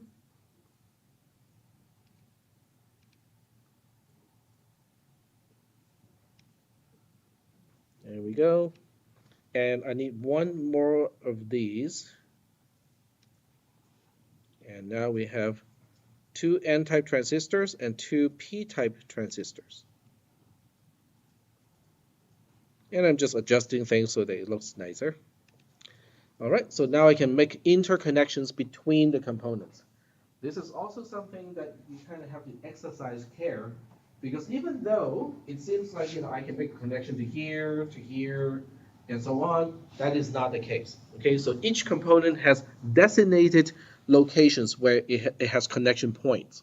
So the way you can tell where the connection points are is to hover your mouse pointer over the terminals, and if you see a bubble like this, it is a connection point.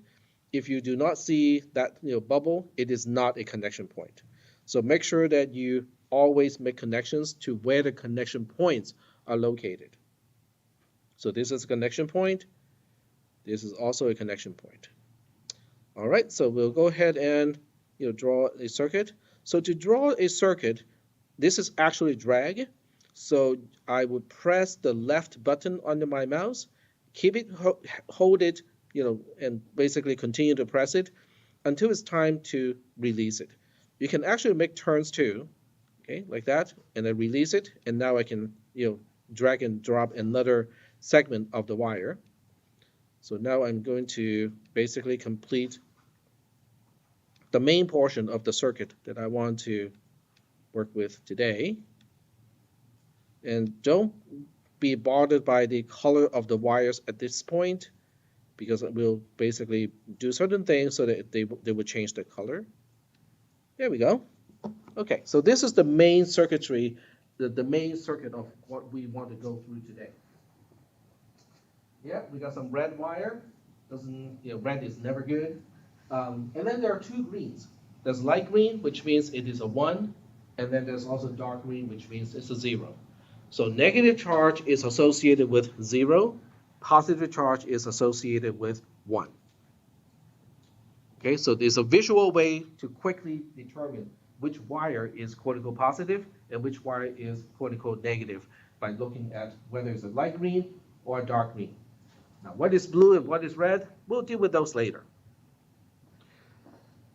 So now we need to control the gates, because remember, if you want to turn on or turn off a transistor, it is about the relationship between the source and the gate. So right now the gates are not connected to anything, so we are not telling the transistor what to do whatsoever. So to specify, to have control over the circuitry, what you need are input pins. So input pins are represented as a square, and I personally would just kind of take it from there, which is a single click, and then place it in the circuit. Once again, it is not a drag operation, it's just click and click. So now we got 2 input pins, and we'll need 1 output pin for this entire circuit. So here's an output pin, which is the one with just a circle. And now we need the connections between the input pins and the output pins and the circuit. So I am going to connect this input pin to this gate over here, and also the gate over here. And I want this input pin to connect to this gate over here. There's no way, the way I have drawn the circuit at this point, there's no way I can avoid an overlap or basically wires crossing over each other. So now the question is, do we have a connection at the cross? In other words, I'm asking the north-south wire and the east-west wire, are they electrically connected? It looks like they're connected, but they're not. They're not connected because there's no dot indicating the actual connection. So when I said a dot, I'm looking at this thing here. It's a junction. When you see a junction, at a cross, at a T this way, at a cross or at a T, it means there is electrical connection between the lines. But in the case of a lack of a dot, like right here, it means they are not electrically connected. one is flying over or under the other one. Are we good so far? Because it's really important to understand that. And what is left now is to look at the output pin, and this is where the output pin is going to connect to.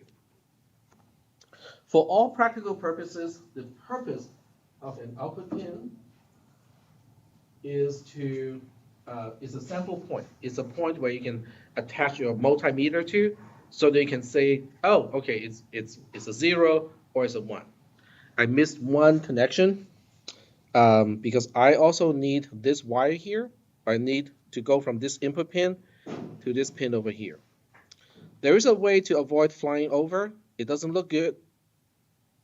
I'm just going to show you how to do it. It's going around the entire thing. As I said, it doesn't look good, but it gets the job done. There we go. All right. So now I have completed one of the simplest gates in inside the computer using transistors, using 2 P transistors and also 2 N transistors. What type of gate is that? We'll get to that. Oh. That's a very good question. We'll get to that. All right. So now the question is, how does it work? Yes, go ahead. The pins. So the input pins allow you to change the state of a wire, and then the output pin is just a way for you to see what the state is. So technically speaking, we don't really need this output pin because we can just look at the color of that wire. But the output pin is representing the output of a logic gate or the result of applying a logical operation. So we want to officially make it a pin so that we can say, oh, okay, the result of this calculation is, the output pin. Mm-hmm. So that's what's inside of like an AND chip, like those chips you connect on the breadboard. Is that like what's inside the? You can look at it that way. Yeah. So if you were to buy, go purchase like 2 P-type transistors and 2 N-type transistors, connect them in this particular way. This part here, the input pin, is where you say, oh, I want it to be a high voltage. You just hook it up to the positive terminal, or I want this to be ground. You hook it up to the negative terminal of a battery. And then the output is where you can drive an LED if you want to. So if it lights up, it's a 1. If it doesn't light up, it's a 0. So you can actually build this circuit and actually play with the input and see how the output changes.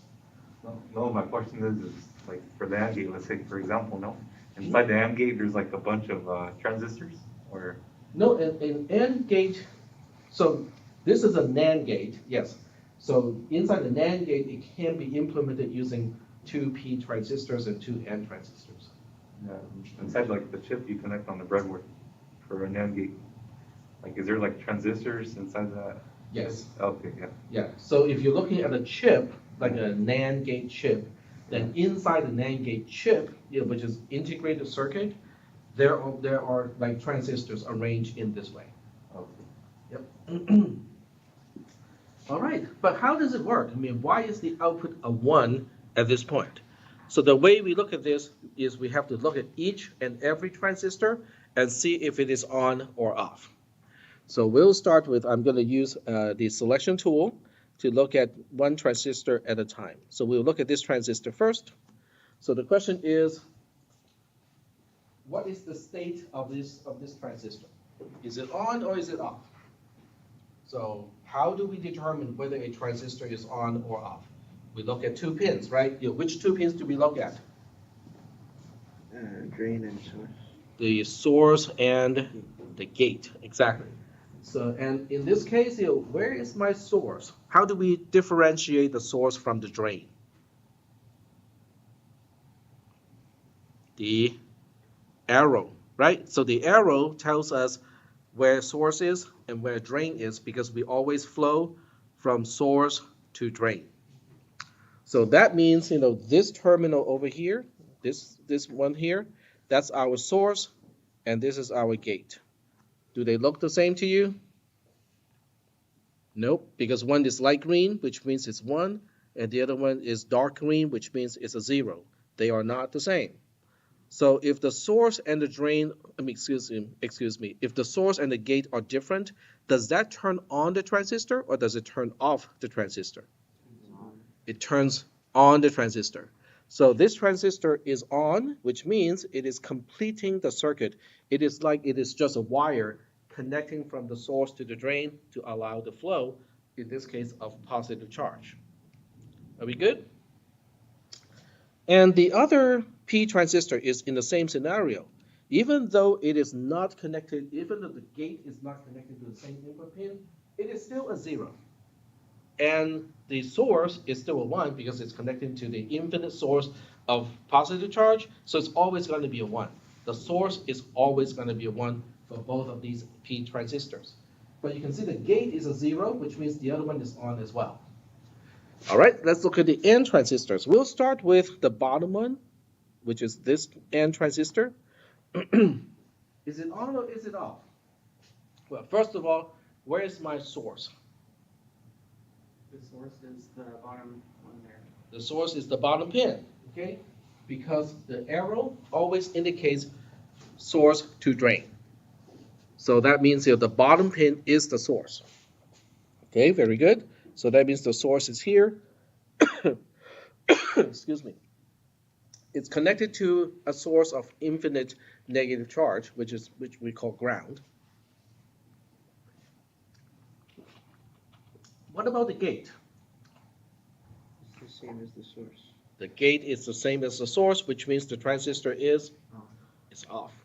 When a transistor is off, there's no connection from source to drain. It is open. So that means right here, we're cutting off the connection to ground. So that means whether this transistor is on or off really doesn't matter. Because in a circuit that is in series, in order for that circuit to complete, all of those switches along the entire chain, they all have to be on. Does that remind you of a certain logical operation? And, very good. Because in an AND expression, all of the components need to be true in order for the AND itself to be true. So in this case, when you have a circuit, when you have switches in a series, all the switches, they all have to be on in order for the entire line to be conducting. On the other side, what do we have? We have a parallel circuit. So the two P transistors are arranged in a parallel circuit, which is kind of the same as an OR, because if at least one of these two P transistors is on, then we have a way to connect to the source of infinite positive charge. All right? So now, from the perspective of the output pin, we want to see which way it's connected, or is it not connected to either one. So starting from here, we get to this junction here. We have a choice of going north or going south. So we'll first explore the path going south. So this path going south is going through this transistor. Let's say that transistor is on. Okay, let's just assume that transistor is on, but this transistor is off, which means from the perspective of the output pin, there is no way to connect to ground, because at least one of the transistors along that path is off. What about the other way? The other way, which means we make a turn to the north, now we have two ways to connect to the source of infinite positive charge. So from the perspective of the output pin, it is connected to the source of positive charge, and as a result, the output pin has a 1. Are we good so far with this, with the analysis of this circuit? It all has to do with how do you turn on the transistor, how do you turn off a transistor. Switches that are arranged in a series, switches that are arranged in a parallel setup. So it is all about those things in a circuit. Are we good so far? So now I'm going to turn on one of the input pins. And let's just say I'm going to turn this one on. But before I click it, you guys are just going like, okay, we want to see what happens. But we want to mentally find out what's going to happen. And then we compare whether we see that happening or not. So this is one of the things that I would highly encourage this class to do is, when you are experimenting with something, try to anticipate what is going to happen before you carry on the experiment and see if the circuit is doing what you expect it to do. Instead of just, oh, I'm just going to click it and find out what it's going to do. Because you already know how to analyze the circuit. So this is a great opportunity for you to exercise what you have learned earlier. And basically, one, you will gain a better understanding of those concepts. And two, you actually get a chance to check whether your understanding is correct or not. So let's do that. Okay? So let's just say the pin that a little pokey hand is located, let's say that pin becomes a 1. What's going to change? Well, what's going to change is this transistor is going to change its gate, right? So the gate will become a 1, which is then identical to the source, which means the transistor, where the hand is located, is going to be off. Very good. And a change of this input pin, if I just kind of follow the point, it's also going to change this particular transistor. So how is it going to affect the bottom end transistor if the pin is to go from 0 to 1? Gonna turn on. It will turn it on because the source is constantly connected to ground, which is the source of negative charge, but the gate is going to become a 1, so they're different. So it will turn on this particular transistor. When this transistor turns on, then the negative charge will go from the well of infinite negative charge through this transistor which is on and be presented to the source of the upper N transistor, right? And what is this transistor going to do? Nothing, because even if the negative charge is to get to this point, which is the source of the upper N transistor, the gate of the upper N transistor connects to a pin that is remaining to be 0. I'm not changing that particular pin. So that means the source and the gate become the same, which means the transistor is off. It is also cutting off the flow. So that means I still do not have a complete path from the output pin to ground because one of the transistor is still not cooperating. What about this P transistor? We never talked about this one. So if I change the upper input pin from 0 to 1, what is going to happen to the transistor where the hand is poking? Is the current gonna double? No, it does not. Well, okay, so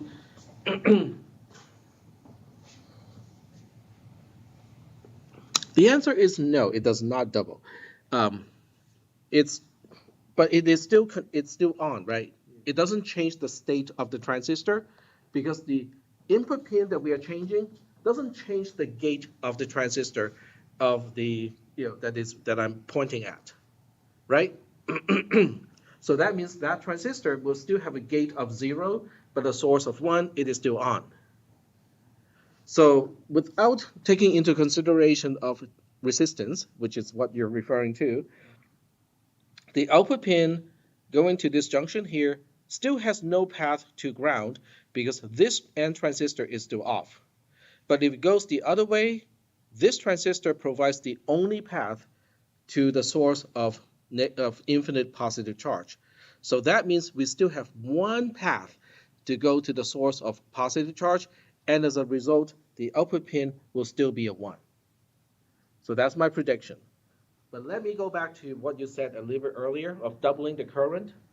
So if you think about the current perspective, and you're basically assuming that each transistor has a certain resistance, because otherwise there's no quote-unquote current to talk about. So if you're looking at current, it's going to be 1/2 of what it used to be, because you lost one path, but the overall resistance of a parallel circuit is 1/, and then the sum of the reciprocal of all the resistance.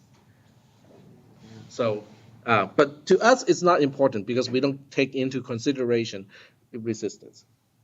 So now I actually carry out the experiment, turn this into a 1, and voila. We still have one path to positive charge, no path to negative charge, and the output pin is still a 1. So what if I were to flip, these two? So I turn this back into a 0 and turn this into a 1. What do you think is going to happen to the output pin? The circuit is symmetric. So that means if I turn this pin into a 1, the output would still be a 1. We are merely changing which one of the P transistor is on and which one of the N transistor is off. But we still do not have a path to go to the negative charge, the source of all the negative charge, and we still have one path to go to the source of all the positive charge. And as a result, the output pin is still a 1. So what if I were to turn both input pins into 1s? In other words, I turn this one into a 1 too. What's going to happen? If I do that, then the left N transistor is going to be on or off. It's going to be off because the gate is a 1, source is a 1, the transistor is off. In other words, in this case, I have just lost both ways to connect from the output pin to the source of positive charge.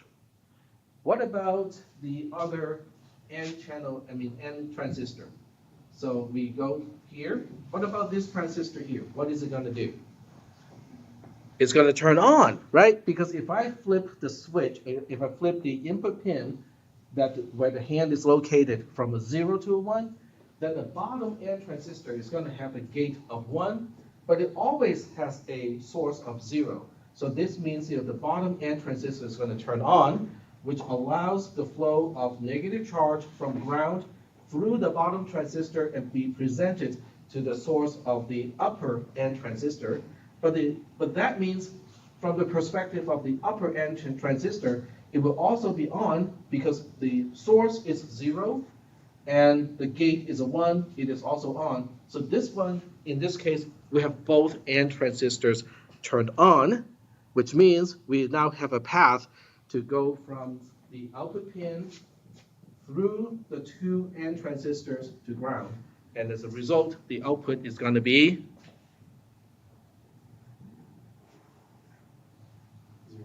0. Very good. Like that. All right.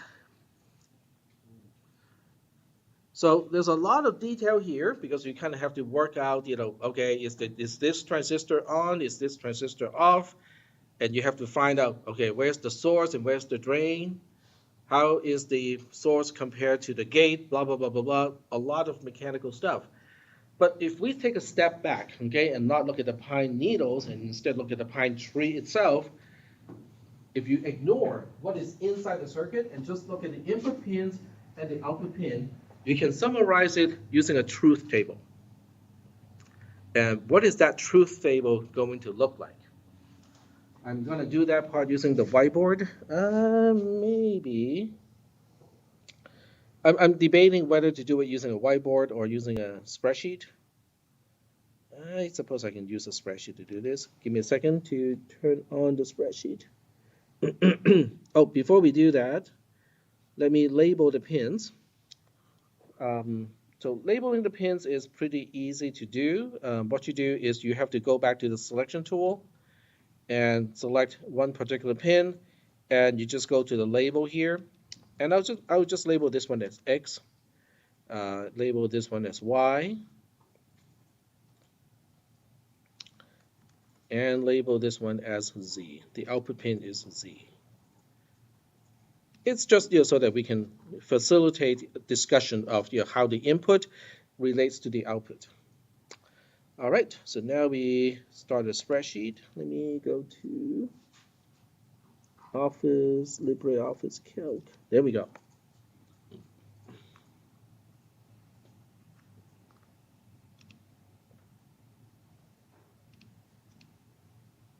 All right. So this is just a regular spreadsheet. I'm using it as just a fancy table. So we have X, we have Y, and then we have Z. And we'll just say 0, 0. Do you guys remember what Z was when both inputs were zeros? 1. Output was a 1. Very good. And then we also have 0, 1. And what was the output of this scenario? One of the input is a 0, and one of the input is a 1. It was a 1 as well. Very good. And because the circuit is symmetric, this is also a 1. And then the only time the output was a 0 was when both inputs were 1. So now we have a truth table. In other words, now we have an abstraction, meaning that, oh, at this point, we are no longer looking at transistors or the mechanism of transistors. We don't really care about the source, the drain, and the gate, and all that stuff. We're now looking at this from a outside perspective of, oh, if this is the input, that's going to be the output. If this is the input, that's going to be the output. Okay, so we look at this, and we look at this and try to say, it looks like a truth table, right? Are you guys familiar with the concept of a truth table? Okay, so it looks like a truth table, but it's not one that we recognize, right? So let's go ahead and look at the truth tables that you are familiar with. So let's look at X or Y. So if this was X or Y, this would be the only 0, the other 3s would be 1s. Okay, that doesn't match. What about X and Y? X and Y. It's in the end. Yep, that's right. But I do want to get people to get to that part like step by step. So if it's X and Y, then it would be 0, 0, 0, 1. Not exactly the same as the column labeled Z, but do you see how those two are related? One is the negation of the other, right? So that means if I really want to spell out, okay, Z as an expression involving X and Y, I can do this. Oops, nope, I said one thing and did something else. Okay, there we go. So if you look at the negation of X and Y, well, I mean, that's super easy. All we're doing is flipping 0s to 1s and 1s to 0s compared to column E. So now we have your 1, 1, 1, 0. 1, 1, 1, 0. There we go. So you can everybody see how column F and column C are the same? So now we have just implemented a logic gate that does not correspond to any logical operation that you're familiar with in CISP310. It is the negation of AND, otherwise known as NAND, N-A-N-D. Great, we just learned a new gate that doesn't seem to be useful at all. Or is it? It's useful. Why is the NAND gate useful? I mean, yeah, we have a truth table for it. It's somehow related to logical AND from CISP310. But other than that, what is significant about it? It's useful when you build like systems of gates, and then you simplify the equation. Mm-hmm. Yeah, it's very useful. In electrical engineering, that's how people do it. But from the perspective of programmers, okay, it is also significant because this is the only logical operation you will ever need because it alone can create all of the other logical operations that you are familiar with. Okay, so I'm not going to get into that just yet because I want to finish the entire lab thing. So all you have to do for the quote-unquote lab, which I turned into a homework assignment, that is going to be due on Thursday at 9 a.m., right before the lecture. So you have close to 2 days to get it done. I'm pretty sure you guys can get it done within that time. But one more thing is the lab is asking you to, okay, let me get my mouse right. So the lab is asking you to use 8-bit input pins and 8-bit output pins.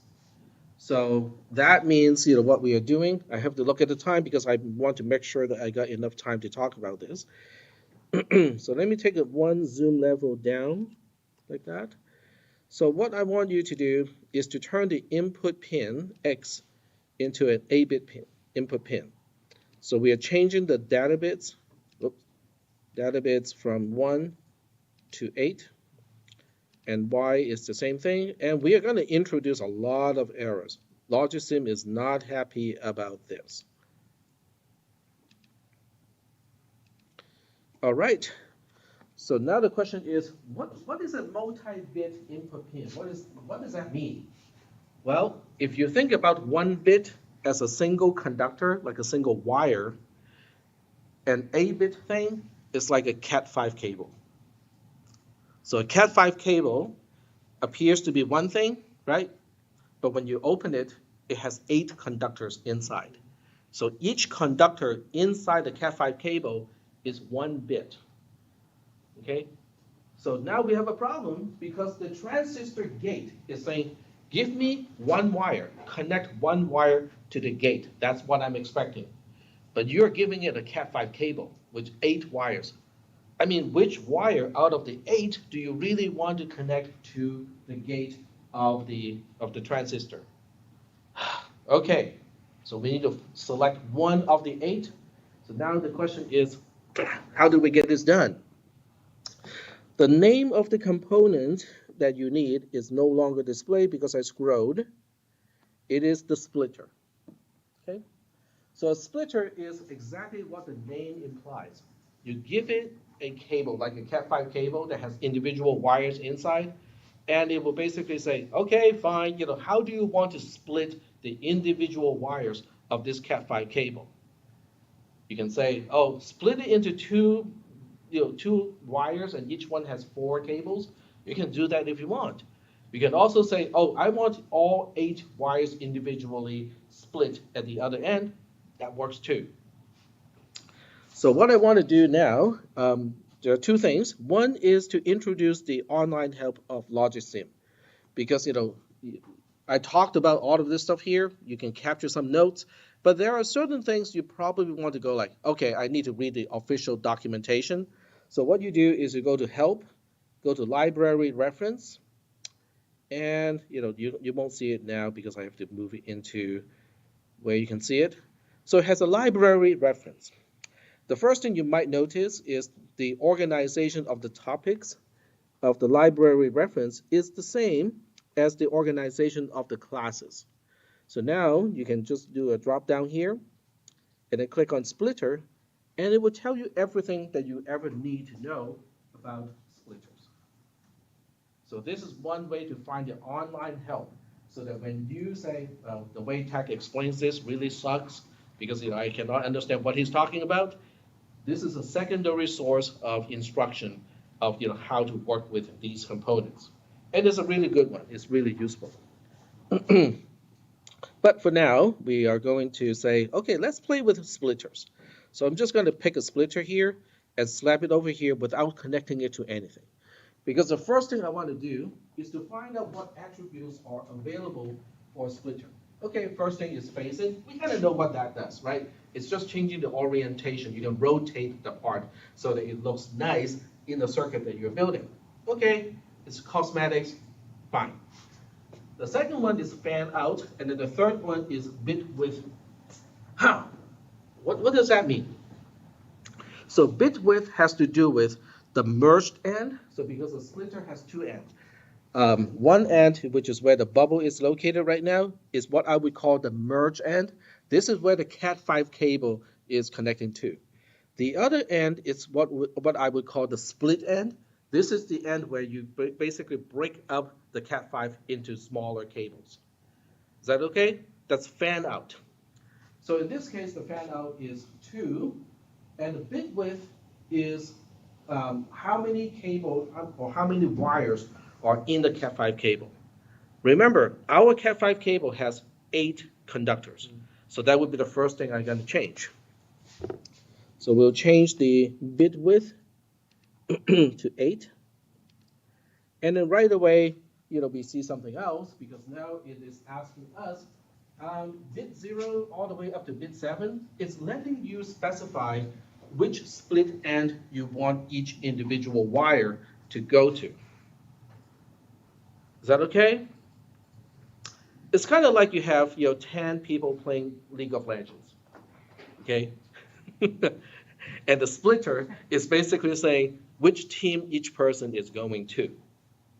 That's all it's trying to do. Okay? You have 10 people to start with, or 8 people in this case, and you're just trying to assign bit 0, you go to this team, bit 1, you go to this team, bit 2, you go to this team, and so on. You're splitting a collection of players to different teams. That's all a splitter does. So you can do something really fun, because instead of just saying the first 4 go to one split end, and then the other 4 go to the other split end, you can do even and odd. So you can now say, oh, bit 1, I want you to go to the bottom. Bit 3, I want you to go to the bottom. Bit 4, I want you to go to the top.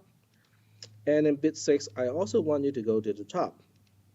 If that is what your application calls for, that's doable.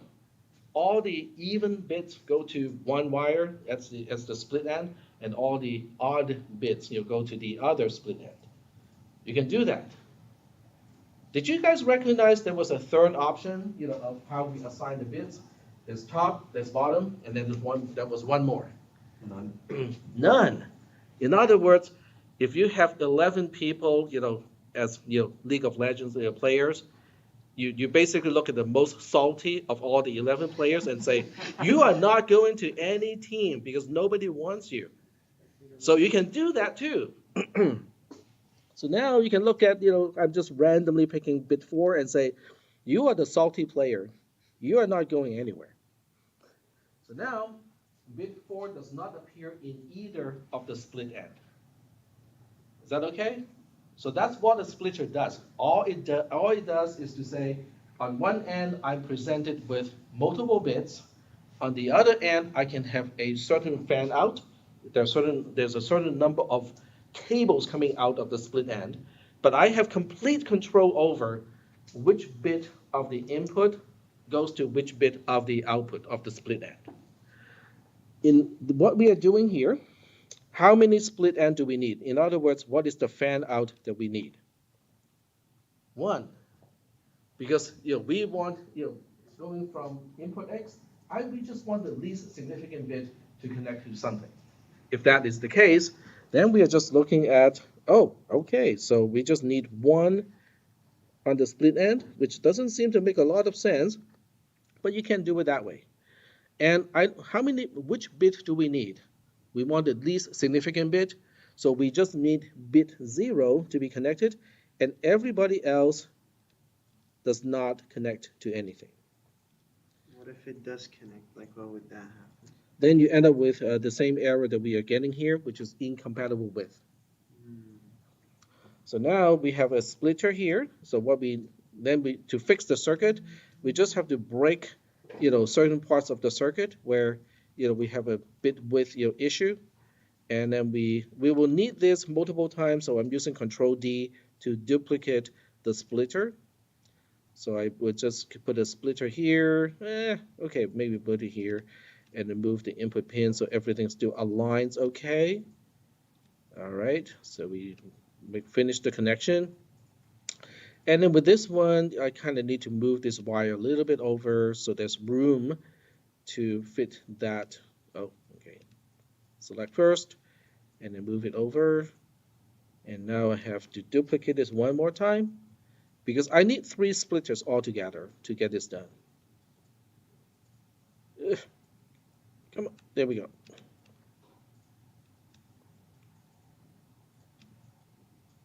And then we also change this one. And this time we need to, you don't have to change the facing, it just looks ugly. Let me just do it the ugly way so that you guys can go like, ew.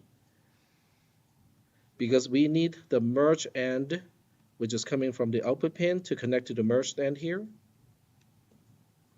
And then we need a split end, which only has 1 single bit as the output to go to where it was supposed, where it went to before. So it's just gonna, okay, that is ugly. Okay, come on, here we go. Yeah, as I said, you can rotate the splitter to make it look nice. But if you say, I'm absolutely not going to rotate anything, sure, you can do it that way. Just looks kind of ugly. So now the circuit is all good again because of the input pin of 8 bits. I'm only paying attention to one and connect that one bit to the gate of the transistor. I'm not sure whether this is what you need to do. So let me just kind of go back to the browser for the last time because we are close to the end of, well, actually we are past the end. But I do want to go through here because there's something else you also need to know. I forgot to take row, but I'm just gonna let it go this time. Logic sim setup. This is your lab. You cannot see it yet because I have not released it yet. All right. So one thing you would notice is it requires an access code. So the access code, you might want to write this down. The access code is Logisim, Logisim, or all lowercase. Because when you start the activity, it will ask you about it. And I'm going to set up the due date. So today is the 23rd. So we want August 25th at 9 a.m. August 25th at 9 a.m. And one more thing you probably want to know is it is allowing multiple attempts. So if the first time you get through this, you didn't quite get the full score, you can try again. You can try as many times as you want before the assignment, now it's an assignment is due. So there is that. And the one thing I want to know, to kind of conclude today's discussion is what you were supposed to do. Okay, so I lied. You actually do not want two input pins. You want one single 8-bit input pin, but you want the splitter to extract bit 0 and bit 1. One goes to the gate here and the gate here, and the other one goes to the gate here and the gate here. But I think what I demonstrated today is sufficient because you just have to change the fan out and then change the pin assignment within the splitter to get this done. And yep, one more thing, just one more thing. Let me save this first, save and publish. So this way you should have access to it now. But there's also a companion assignment because at the end of the lab, so-called lab is because it's really not a lab anymore, is a way for you to turn in the circuit. So the way to turn in the circuit is like this. There's a long description of how to test whether your circuit works or not. But I do need to set the same due date, which is 9 a.m. on the 25th. So here we have August 25th at 9 a.m. There we go. Save and publish. So just remember there are two activities. One is basically a quiz, multiple choice stuff, some fill in the blank. And then the other one is a submission. Basically, the circuit that you created, you want to turn it in so I can grade it.